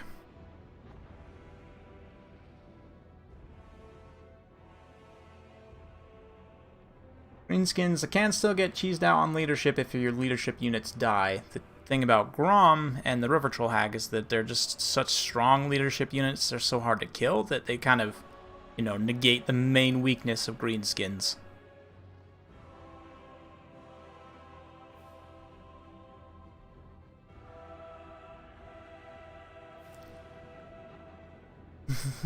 They're, in my heart, they're both winners already, banning the Greenskins. Oh, yeah.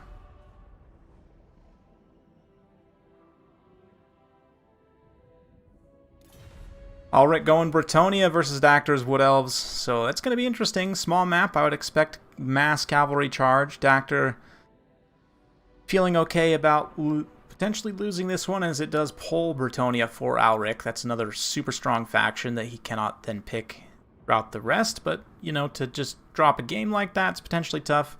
So let's see what Dactor can do in terms of army composition here.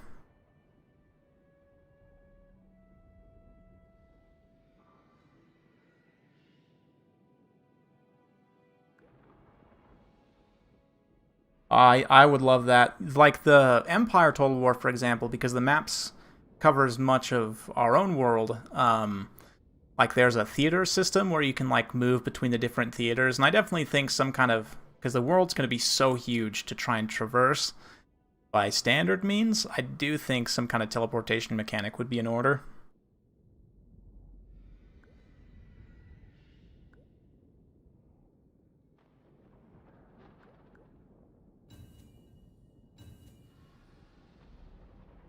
Yeah, Wurzag and Azag aren't OP. I think they're actually pretty well balanced. Like Grimgor's balanced. Skarsnik even is strong, but he's not ridiculous. Like, he's counterable.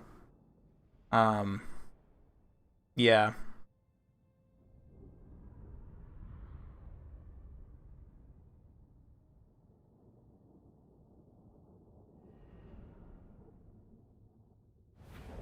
Anyway, let's take a look here. We'll once again switch to the bracket as they do their deployment.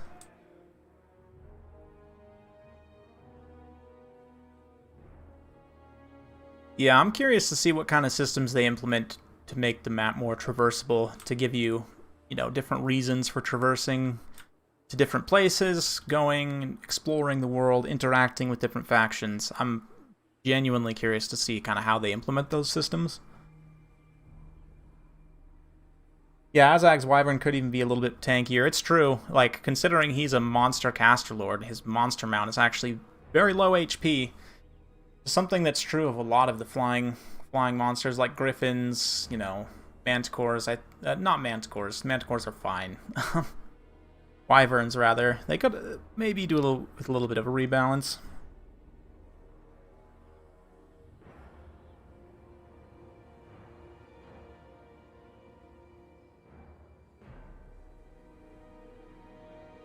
Yeah, decrease Lucky Banner to 20 ward save, maybe decreases melee defense by like 5 as well, and I think Rom would be fine. Looks like they're getting started. Quickly, let's go over the builds.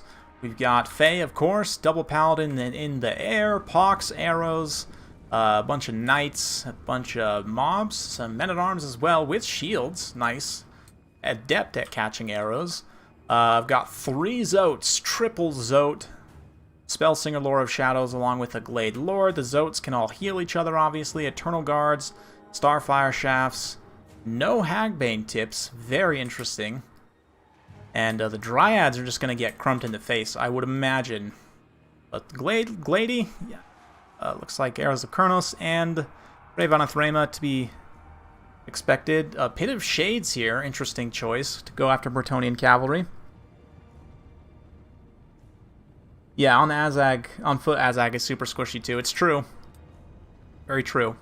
His abilities are really nice right now. Like, if he was a little bit tankier, he'd be an awesome support lord. Just not quite where he needs to be, unfortunately. Men-at-Arms getting into combat with their Elven infantry counterparts. Definitely going to go pretty well for Bretonnia. Numbers advantages in their favor. Nice charge in here by the Knights of the Realm, but the Zotes immediately follow up with a countercharge, so the Knights of the Realm will have to pull back there or face the wrath of the Turtle Dudes. These Turtle Dudes, though, get engaged by both of the... Oh, those are Grail Knights, too. Man, big damage potential. Zotes getting the Flesh to Stone. They go up to 120 armor, so the Paladins will do a little bit less damage, but they've already taken some pretty severe damage. Healing sustained from the Fey Enchantress on the Knights of the Realm. Grail Knights trying to get loose in the back line. Didn't get the best charge on these Eternal Guards, so they're going to go ahead and pull away. Enfeebling Foe on them. pretty significant to debuff, especially their melee defense. But look at this, the crossfire of the peasants on these Zoats. They are getting torn up pretty significantly. Other Zoats over here are broken, flesh to stone. Not enough to keep them alive. This other one, flesh to stone. Again, 120 armor does help against the non-armor piercing Bretonnian cavalry, which they did not bring any of the good AP stuff. But man, look at these Zoats actually sustaining with that flesh to stone quite well, tanking the fire of those peasant archers. But how long can they hold out? It's basically just a matter of time before the buffs wear off, Bretonnian units get into combat. The peasants are doing some significant friendly fire here, potentially. Knights of the Realm just getting ransacked by the Eternal Guards there. Pretty rough stuff, but the other Zoats, Paladin squad, obviously, completely untouched. And Zoats do magic damage. The Enchantress, with her magic resistance, will get somewhat debuffed by the Zoats, right? They will decrease her magic resistance with their dampen effect, but it's not really enough to get meaningful damage on her or any of the other characters there. And just not enough character punch on the Wood Elf army here, I think. We'll really finish this one. Yeah, very quickly. Less than 3 minutes in, tipping against Wood Elves. It's still a matchup that's pretty rough. Wood Elves can win. They kind of cheese the matchup, but you got to catch your opponent in a situation where they're not prepared, and Bretonnia was definitely prepared this time. Nice Earthblood counteracting that Brave on Thrame on these Grail Knights as they ride down the foul Fey Folk. Zoats also move in. They'll do some nice damage to the Grail Knights. Zoats coming back over here as well, so Wood Elves are definitely not out of this yet, but just the character squad here. Yeah, look at this. Spellsinger Lord of Shadows getting dumped on, just jumped by angry paladins. There it is. Victory for Alric. And pretty straightforward. I mean, not really too much to go over there. It was nice to see the stand of the Zoats, but a little bit thin on that front. Yeah, the Starfire Shafts, one of them was able to get some pretty significant damage in, but just a relatively narrow build against Bretonnia, which, you know, the numbers game does not work out in your favor. Men-at-Arms with Shields trade super cost-effective with Eternal Guards, so that's great. Grail Knight's not quite paying for themselves, but doing a good job overall. So well played to both. Go ahead and switch this on over as I get the scoreboard updated.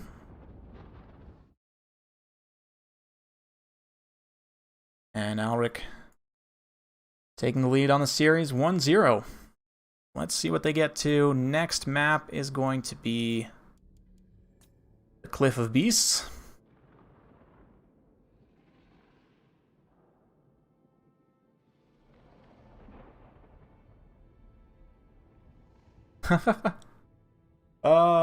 GG. Yeah, the Jungle Turtles couldn't quite hold out. Zoats are good in that matchup. I would definitely say 1 good. I don't know if I would take 2 is okay. I probably wouldn't take more than that, but I think you just need some numbers there. Try and counteract. Like, Eternal Guards are awesome in general, and that cheap anti-large AP. They really probably want to take 5 of them, honestly. Yeah, it's just a weird matchup, to be honest. It's tricky.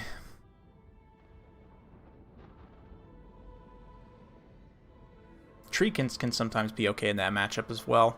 Try and block up some of the Bretonnian cav, but let's see what they got.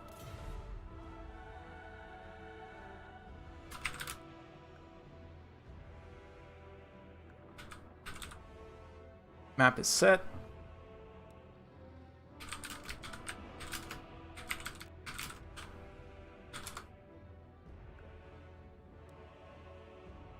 We'll wait for Alric to get his pick in. And yeah, having a great time today, guys. Much appreciated. Whoops, a little bit ham-fisted with the music there. That's okay. Nice little tournament. Not too many people actually entered. This is, of course, the first of 4 qualifiers for South Season Mercenary League Season 2. I will be announcing the next qualifier soon, so be sure to stay tuned for that. Probably is going to be this coming week. Might be a different time of day, though, than this one was, so that we can try and get some different time zones in. Might be evening US time, potentially.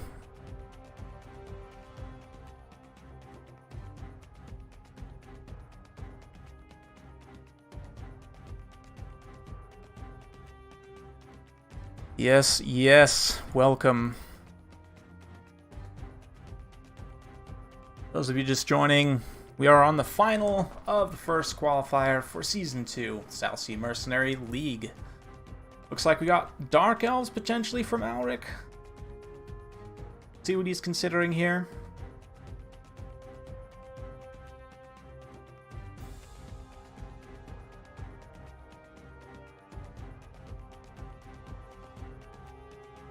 Yeah, I didn't realize, I thought I was, avoiding my son's tournament, but it turns out we're going at the same time. It's fine, more the merrier. But this season's going to be relatively short. I would normally probably do 8 qualifiers, but given the situation with kind of lead up to Game 3, I figured just one quick one. Dark Elves ban Bretonnia and Coast. Okay. Interesting pick. Let's see what Dactor counters with. Lizardmen actually probably okay. Oh, he goes Chaos. Risky. That is a risky move to make. I mean, Dark Elves are traditionally thought of as pretty good in this matchup. The Dark Elf Kite is surprisingly hard for Chaos to deal with. But let's see. Chaos can definitely punch back pretty hard. So, interesting. Very, very interesting. Welcome, real human being. You are now on the final. We've got Dactor versus Alric Rahl. Alric Rahl prevailed in the previous contest, winning Bretonnia over Wood Elves. So now, here in the final, Dark Elves versus Chaos. Yeah, interesting matchup. Dark Elves, like I said, the Dark Elf Kite's super dangerous. That's probably the most dangerous thing for Chaos here. Like, Scourge Chariots, very strong. Scourge Runners. Yeah, Dark Riders with repeater crossbows, obviously. Chagos can somewhat counter Kite because they're pretty fast, but at the same time, they also are big targets for damage. So,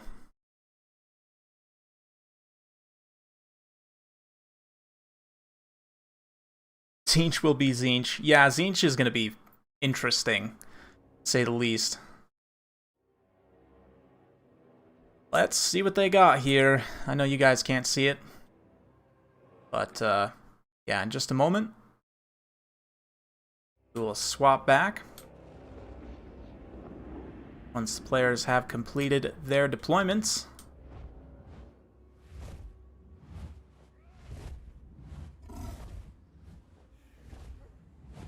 Hard to argue with that last one, right? Tzeentch will be definitely the most magic focused. Will be broken on release. Potentially. Tzeentch could be the strongest. We'll see. Yeah, Chaos is solid right now. I mean, they are a quite dated faction, but they're still very solid in multiplayer. Like, they have some of the most cost-effective, like, mid-tier units in the game. There's a lot of them. And their builds are, they're still pretty good. Even though they definitely could do with an update. Seeming very out of date right now.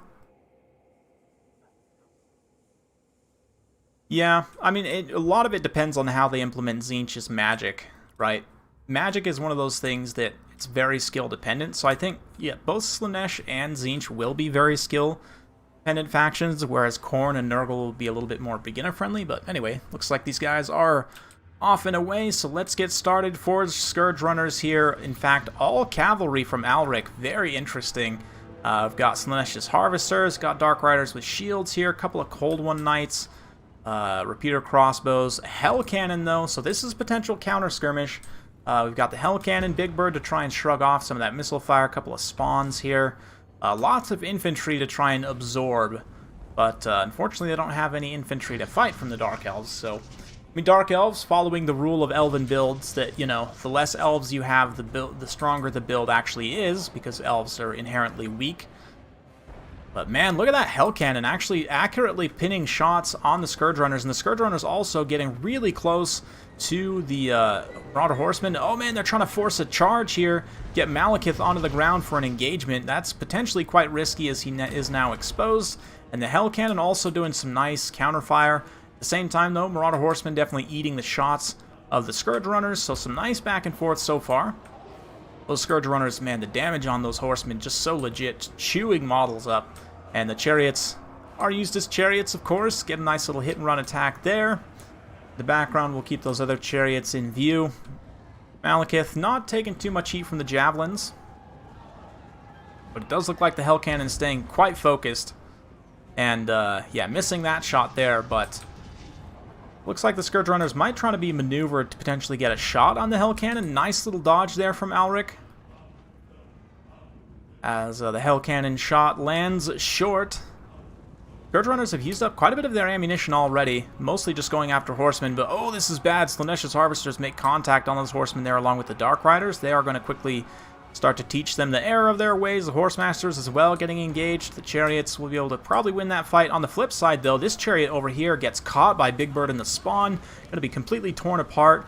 Final Transmutation as well. Upgraded Final Transmutation, only hitting the one Chariot. It's a little bit rough as far as value trade goes, but at the same time, he does shatter this one unit straight up and break the other one, so maybe that was actually worth it. Hard to say. Malekith comes down. He's going to try and chew at this cannon, but this is a potentially huge mistake here, as Big Bird now moves in for a surround along with the Marauder Horsemen, and Malekith's no way for him to escape. Going to pop a Soul Stealer. There's also the spawn in here blocking his path, so this is just a nightmare scenario for Malekith. Probably a Plague of Rust on him as well. No, in fact, no Plague of Rust from Sarthriel. Very interesting. Could have potentially ended Malekith already, but he is taking an absolute beating from those Chaos units. Cold One Knights now moving in to try and bail out their Liege Lord. They will get a nice little rear charge here, but superb Searing Doom placement is going to do some counter damage. I guess not actually that great. Pretty solid overall, though. But let's see, can Malekith escape here? He could get back up into the air and get some Soul Stealer action, regenerate himself a little bit there, but no, Malekith routes. Will he escape? Looks like the Marauder Horsemen are moving to potentially try and block his avenue of escape.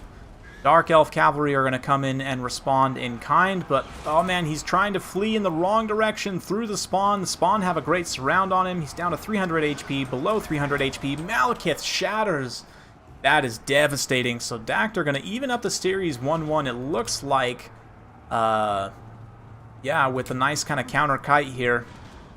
Soul of Damnation crew still alive. Could potentially get back online. I didn't see, did the Soul of Damnation itself actually get destroyed? No, it's still alive. But if they could clear the Chariots out of here, which should be happening shortly. The rest of the Dark Elf Cav also trying to make a play. But, yeah, Murderous Prowess kicking off late. I mean, just a small model count army for Dark Elves. And maybe not quite enough meat on them bones, so to speak.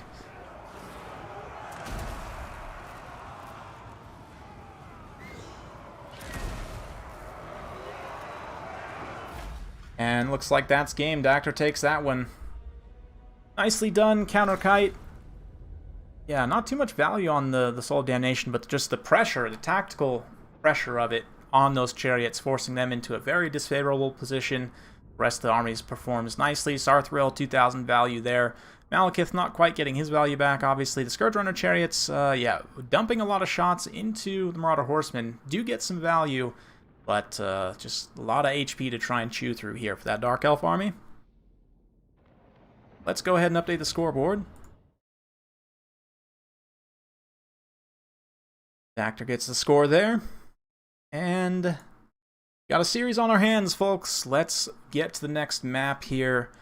We'll go for... Probably should have planned this out a little bit beforehand, but that's okay.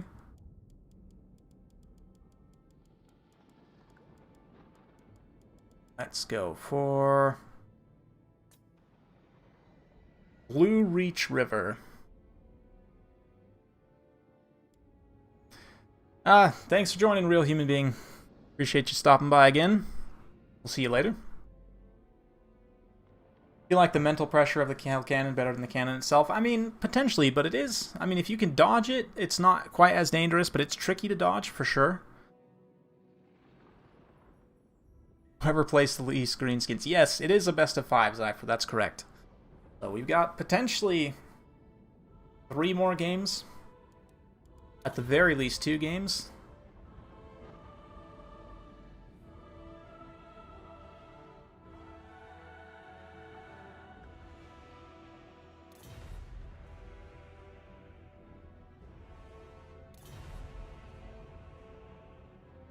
Actor, considering his pick.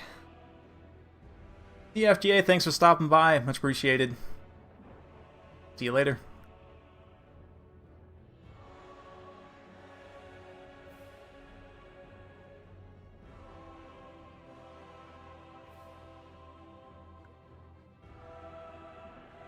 Actor going High Elves, bans Chaos, and let's see what he does. Exciting. Such an exciting... You know, I really would love to make some kind of graphic. If my knowledge were with OBS and kind of graphical interface design was a little bit better, I could probably figure something out for the pick and bans. Like to showcase somehow graphically. That would be awesome. Oh man, Alric going Beastmen.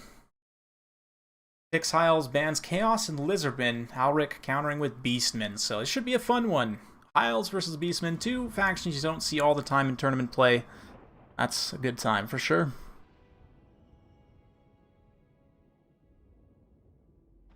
This is definitely the most, I mean, strategy as a genre should see resurgence with, you know, the kind of the ex-Blizzard employees studio working on an RTS. There's going to be Age 4, right, is coming out.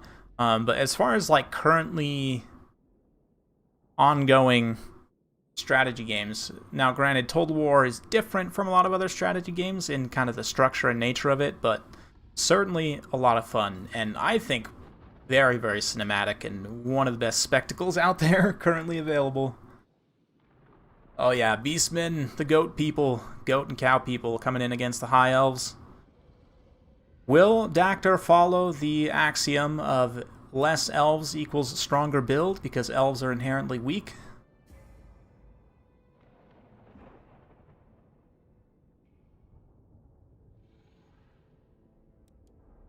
Let's see what they can do.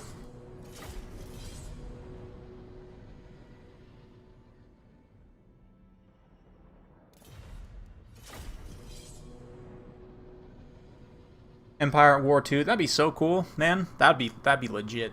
Is that the old game's fun? Played it a little bit.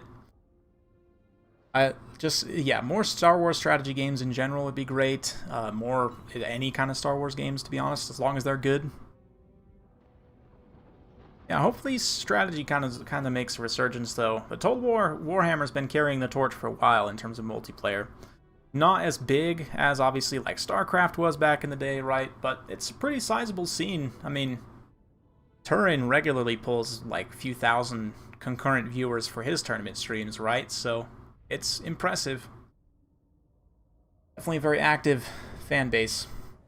Let's switch back over to hide the deployment of their armies. Just to conceal. I mean, both these players honorable. I doubt either of them would be stream sniping each other, but, you know, just to make sure. Rather be safe than sorry.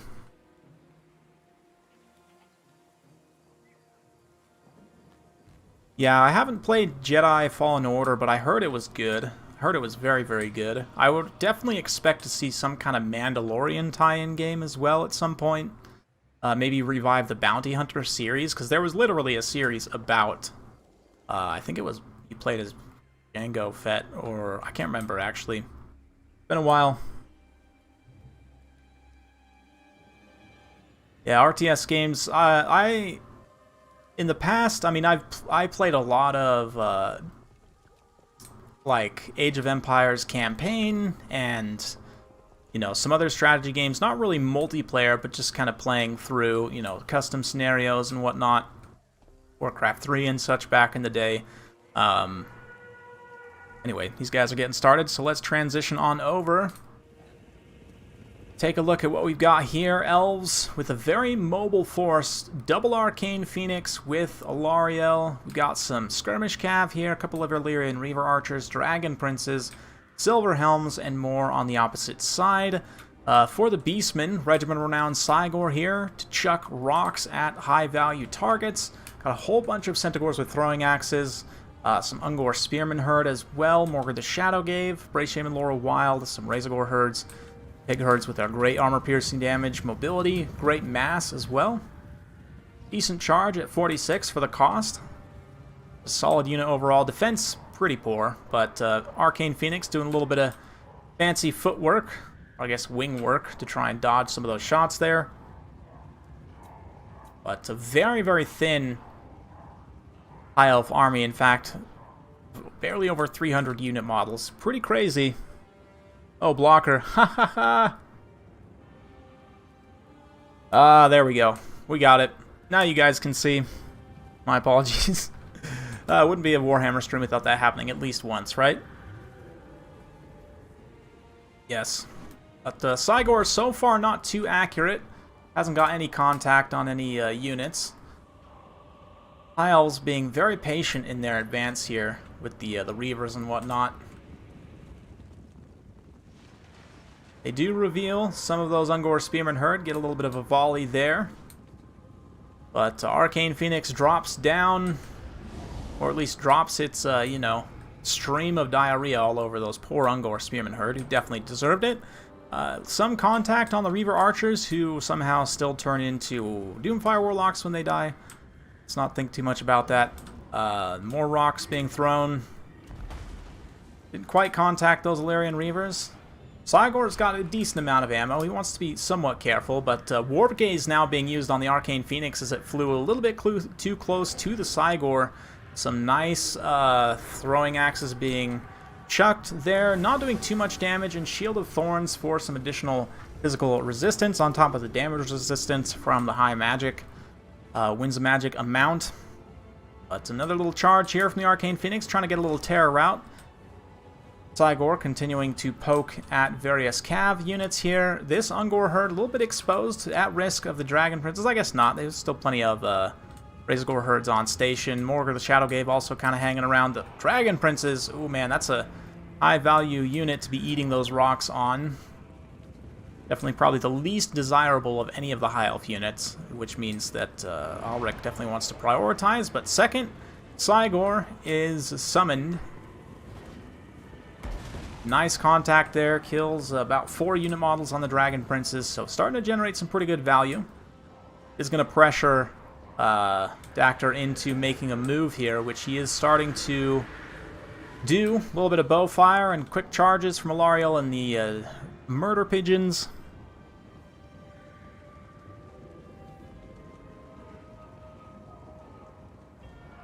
It's a good time. Beastmen playing a little bit defensively here with their artillery monsters, to be expected.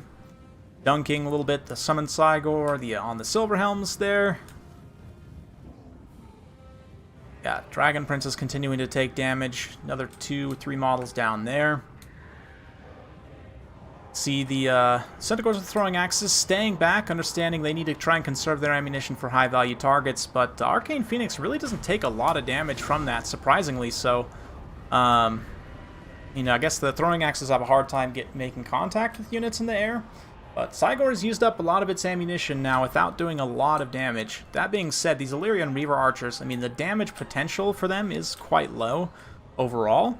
But oh man, this is a dangerous situation now. All of a sudden, Dragon Prince is moving in, charging out some of these units. Oh, Alariel forces the blob, and then you're going to see a potential rear charge here. It looks like Warp Gaze was used. Pigs will hold. More pigs countercharging back in as well. Alariel probably will be able to get out of this. But some more Phoenix species being dropped, and that will lead to a quick tear out of the Razorgore herd. A nice little bunker bust of that pocket there. Summoned Cygor does go down. And Heart of Avalorn now being popped to sustain the Dragon Princes. They've lost more than half their unit models, but should get some good value from that healing. Definitely trying to prevent them from getting turned into Chaos Spawn is desirable. Speaking of which, we got Summon Spawn here to help hold back the Elven Tide. Reaver Archers now moving in. I have Morslib potentially wants to come forward and try and actually fight the Arcane Phoenixes in melee while the Spawn are active to kind of block them on the ground. But let's see. Alariel now getting engaged by the Centaurs here. Not really taking too much damage, but with the Dragon Princes being a little blobbed up now, the IS Morslib just chooses instead to throw rocks at them, which is certainly a valid outcome. The Ungor Spearman Herd over here, though, kind of a little bit forgotten about, could definitely help support these sort of high mass engagements here. Brave Shaman Lord Wild does pull up the second Cygor before he goes down, which is good. He's used quite a bit of value in that case. But look at this, Alariel potentially going to rout here as she gets surrounded and kind of dragged down by the Razorgore herds. Morgr moving in as well. The poison will make a significant difference with Alariel, you know, being in the woods, being poisoned. Multiple debuffs to her speed. Only 30 armor means that Morgr's 400 weapon strength actually does hit pretty hard, and Alariel does indeed rout here. That is a huge loss for the High Elves. A lot of their units are starting to get very thin. They need that healing sustain, but Silverhelm's Dragon Prince is getting terrified away. Other Dragon Princes continuing to eat rocks from the Eye of Morslib. Yeah, Alariel gets carried away here by the Centaur's throwing axes. She's almost at her healing cap anyway, so even if she does manage to come back, get herself healed back up, it's going to be tricky. Yeah. I mean, can the Arcane Phoenixes carry that hard? It's pretty unlikely.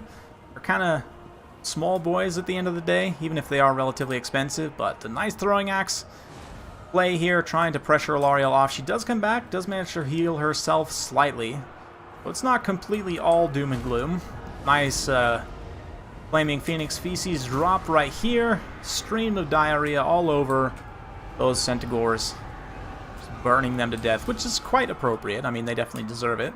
But this other Arcane Phoenix over here, locked on the ground by the spawn. Second spawn summon has been called. I didn't see quite what they popped on, but basically anything is good, right? Anything is high-value target. Alariel tries to come down to the ground, but that's going to be risky as the Centaurs are in a position to catch her. Oh, yes, they do get in contact. Wow, that's rough, man. She was almost back up in the air. Now getting full surrounded by the Centaurs, who definitely have enough charge, weapon strength to finish her off.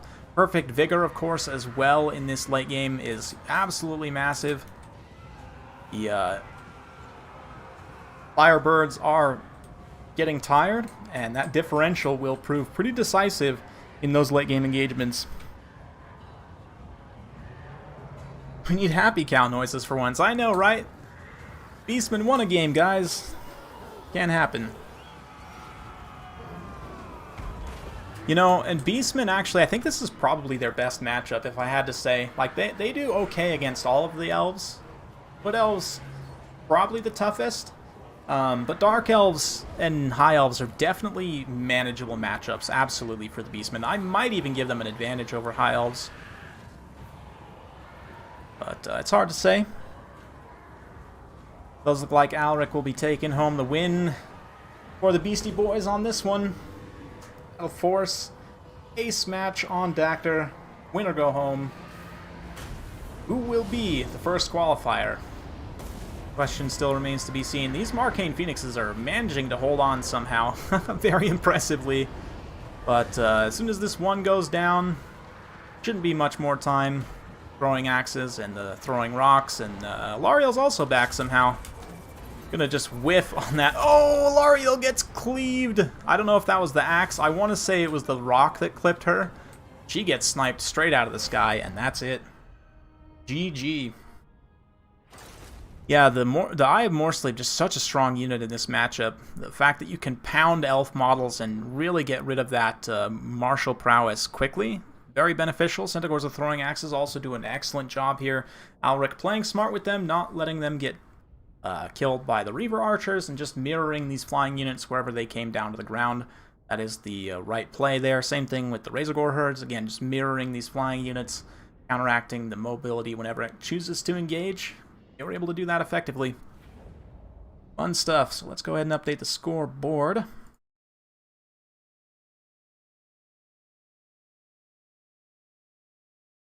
Alric goes up 2-1 there, so this could be the last match, or Dactyr could force a Game 5. Let's see what they do. Nope, not that one. Yeah, we'll do River Amex on next.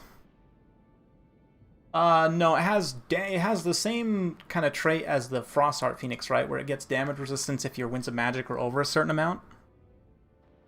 But, oh yeah, Beastmen have really good RORs. They have some of the best RORs in the game, actually, in my opinion.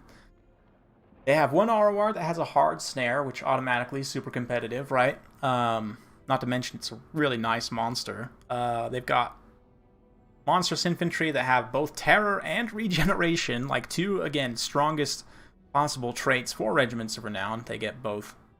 And they're also just happen to be the best variant of Minotaur. What else they got? They got the Glaive dudes, which are cool. Yeah, fun stuff.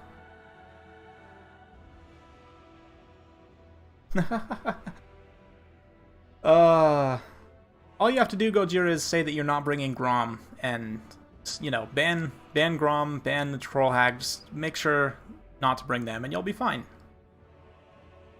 Maybe don't bring Stone Trolls, too. People might still be a little bit too triggered by that.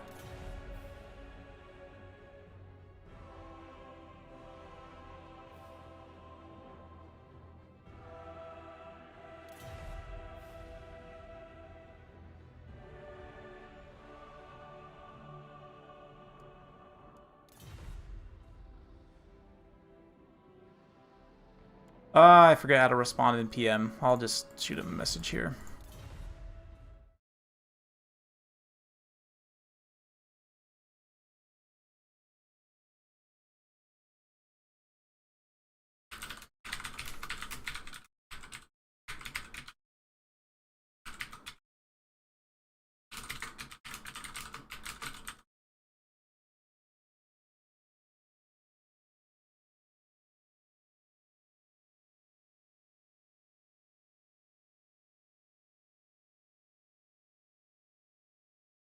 I got you, Dactyr. I sent you a message on Discord.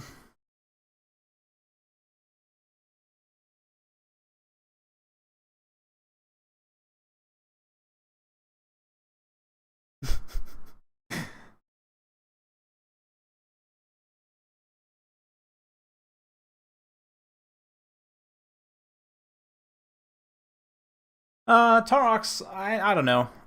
I mean, he does offer the Beastmen, like, potential Monster Lord, which they don't actually have, weirdly enough. Like, I don't know. Kazarak's a Chariot Lord. He's not really, like, a true Fighter Lord. And, I mean, you got Morgur, who's, like, your Summoner, right? Malagor's just there. I think he would add quite a bit, actually, as, like, a true Fighter Lord.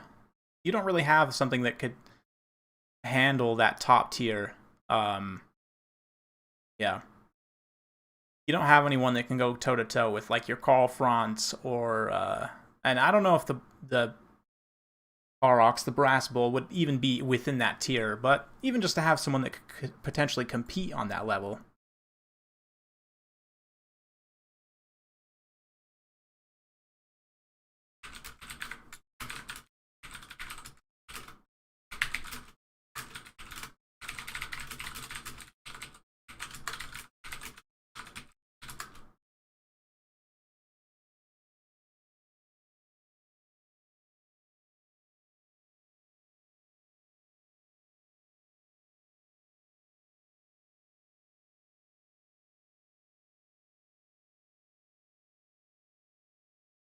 Okay, give me just a second, guys. Let's check real quick.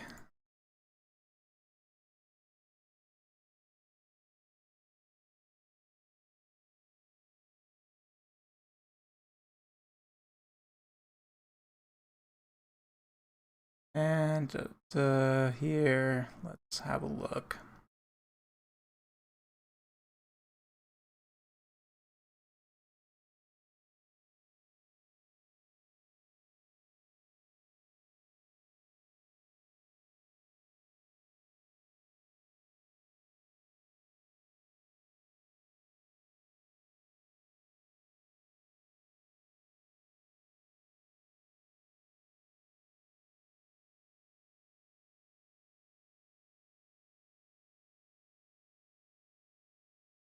Okay. Okay, and it looks like Alric trying to go for the finish here with vampire counts. Dactyr going Bretonnia. So, interesting. Should see a nice cavalry battle. Blood Knights versus Grail Knights. Always a good time.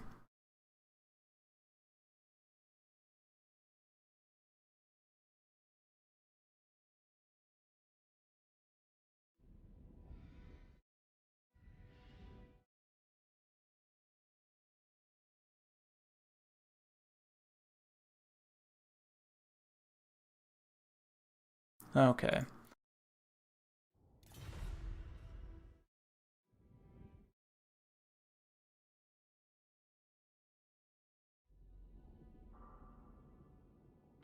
See you, Gojira. Thanks for stopping by, man. Always a pleasure.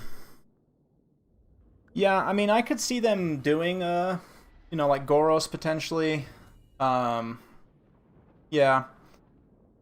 Like, I would definitely like another Lord. Just because, I mean, also to make Malagor, like, usable. Rework some of the existing Lords for Beastmen. I've talked about this all in the past, of course, but yeah, like to give Malagor actual flying, maybe. To do...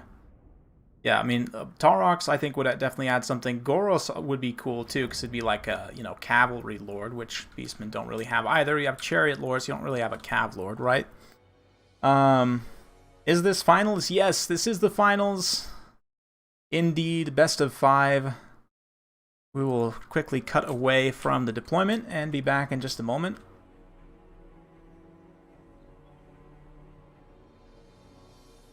Tips for dealing with Temple Guard. Yes, double wind effect. So like your boat and Penumbral Pendulum or Burning Head. I mean, Temple Guard have 85 armor, which is pretty good, but especially if you're overcasting on those, you'd still get some pretty good damage on them. You can actually champs trade quite well with them. Not the great weapons. Great weapons are terrible, but regular champs, especially if you have some kind of armor sundering. You can also kind of kite them with the throwing axes, right? The throwing axe infantry, I think they're faster than the Temple Guard. You reduce their missile block chance and just absolutely shred them with high missile damage.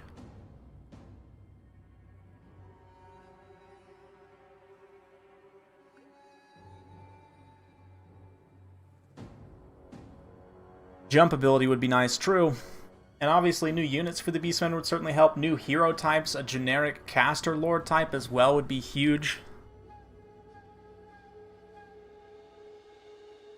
Flying would be, yeah. I could see them giving flying to Malagor, potentially. Yeah.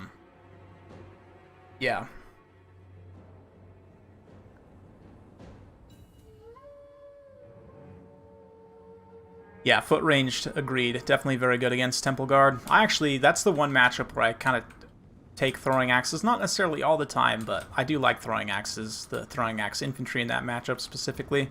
They don't get outranged quite so bad, and the armor piercing damage is really nice.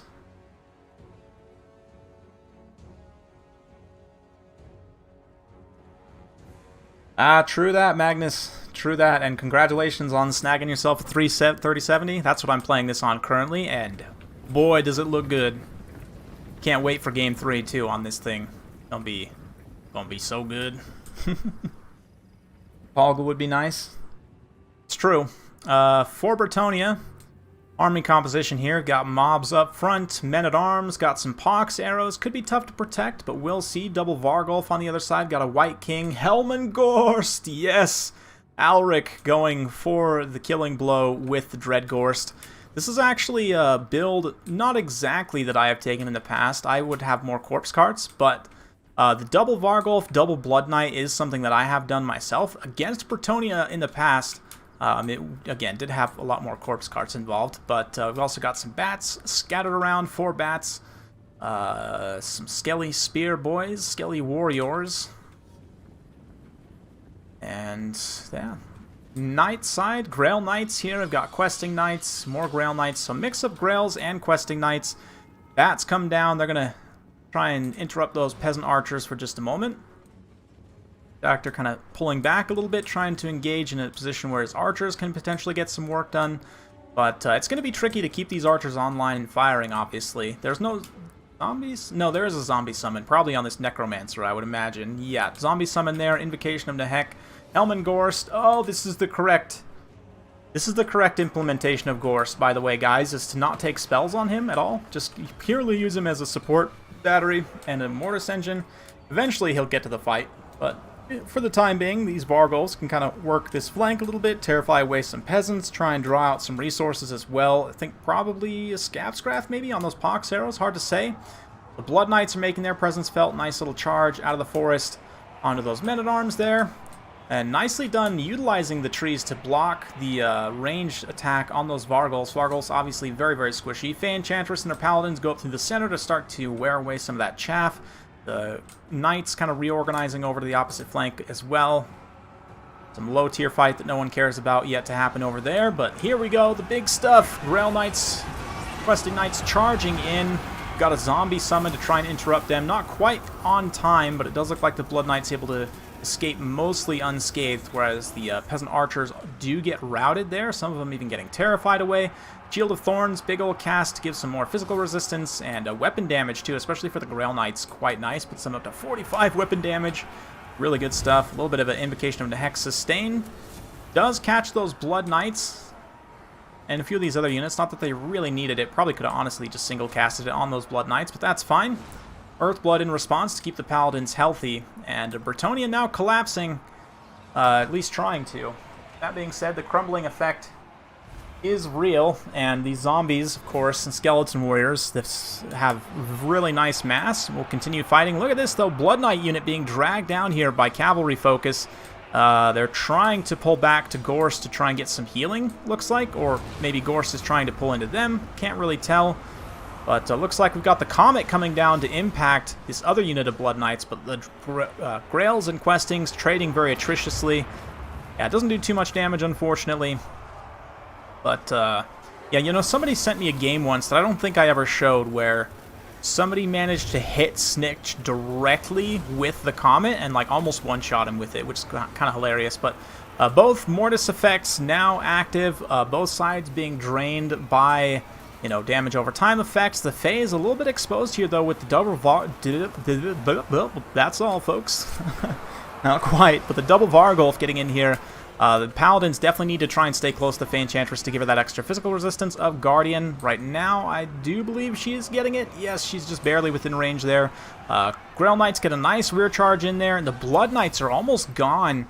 But this healing sustain from Helmengorst does manage to keep them alive. You can see them continuously ticking up their HP. As long as they don't overcommit here, they will stay alive, and both these Blood Knights just consistently healing back. It's exactly what they're here for. Single cast Invocation of Nehek on one of them to help restore some of their unit models. But Bretonnia Knights at this point facing a tough situation, getting bogged down up against Helmengorst here. That Mortis effect, very, very real, and will be devastating over time. Vampires just have a lot more HP to try and chew through for Bretonnia, so Bretonnia, I mean, they've got their work cut out for them. Definitely looking heavily in favor of Alric at this point, but let's see what he's got. Double Paladin still holding out for some time. Questing Knights, Grail Knights struggling, but still alive. But Gorst, man, Gorst is such a terror. Just popping his magic regeneration, doing horrible damage to himself, and it looks like the actor will throw in the towel there. So Alric with the Helmengorst victory. Yeah, there's a rule, and I can explain that perhaps in a moment. Yeah, anyway, Alric, though, taking home the win there. Really nicely done keeping those Blood Knights alive despite Dactor's counterplay. The Grail Knights, I would expect, yeah, a lot of damage value on at least one of them. The other one's a lot of kill total for the Questing and the Grail Knights, but not actually all that much value damage on these high-value units, right? The Vargulfs plus Blood Knights is just such a nice combination in this matchup. Vargulfs can tank damage if need be, or else provide the DPS if they're trying to go after the Blood Knights, which I do think it's better to prioritize the Blood Knights here. But Bat's doing a great job just kind of keeping units routing and whatnot. So yeah, good stuff. Well played to both, and thank you all, everyone who participated, and of course you guys here watching right now, you guys watching this after the fact as well. Thank you all. It's been an absolute pleasure. Yeah, so the forest camping thing, there is a rule about forest camping. It basically just says you can't camp a forest. That's literally the rule. In fact, I could even show you guys. If you check the bracket and the link in the description, you'll see on that bracket, if you read the description for the tournament, you'll see a link to the rules of play and army limits. In there, you'll find the banner rules, which does have a provision. You may not camp a forest. That's literally what it says. You may not camp a forest. You're not obligated to attack an army that is within a forest, right? And that's specifically vague and open to interpretation. And for me, like in that Beastmen versus High Elves game, the Beastmen had significant forces outside of the forest the whole time. And they moved out to engage, beyond the line of the forest and everything. It's not like they were just sitting stationary camping in the forest. So, yeah, the way I saw it, that's not a rule break. Other people might consider it so, but regardless, big congratulations to Alric for prevailing on the day. So he wins the first qualifier spot, and I'll be shooting him a message later on about that. Thank you all so much once again for joining. I gotta run. I've got some very important work to do. And so I must go, but thank you all once again. It's been an absolute pleasure. We'll see you next time.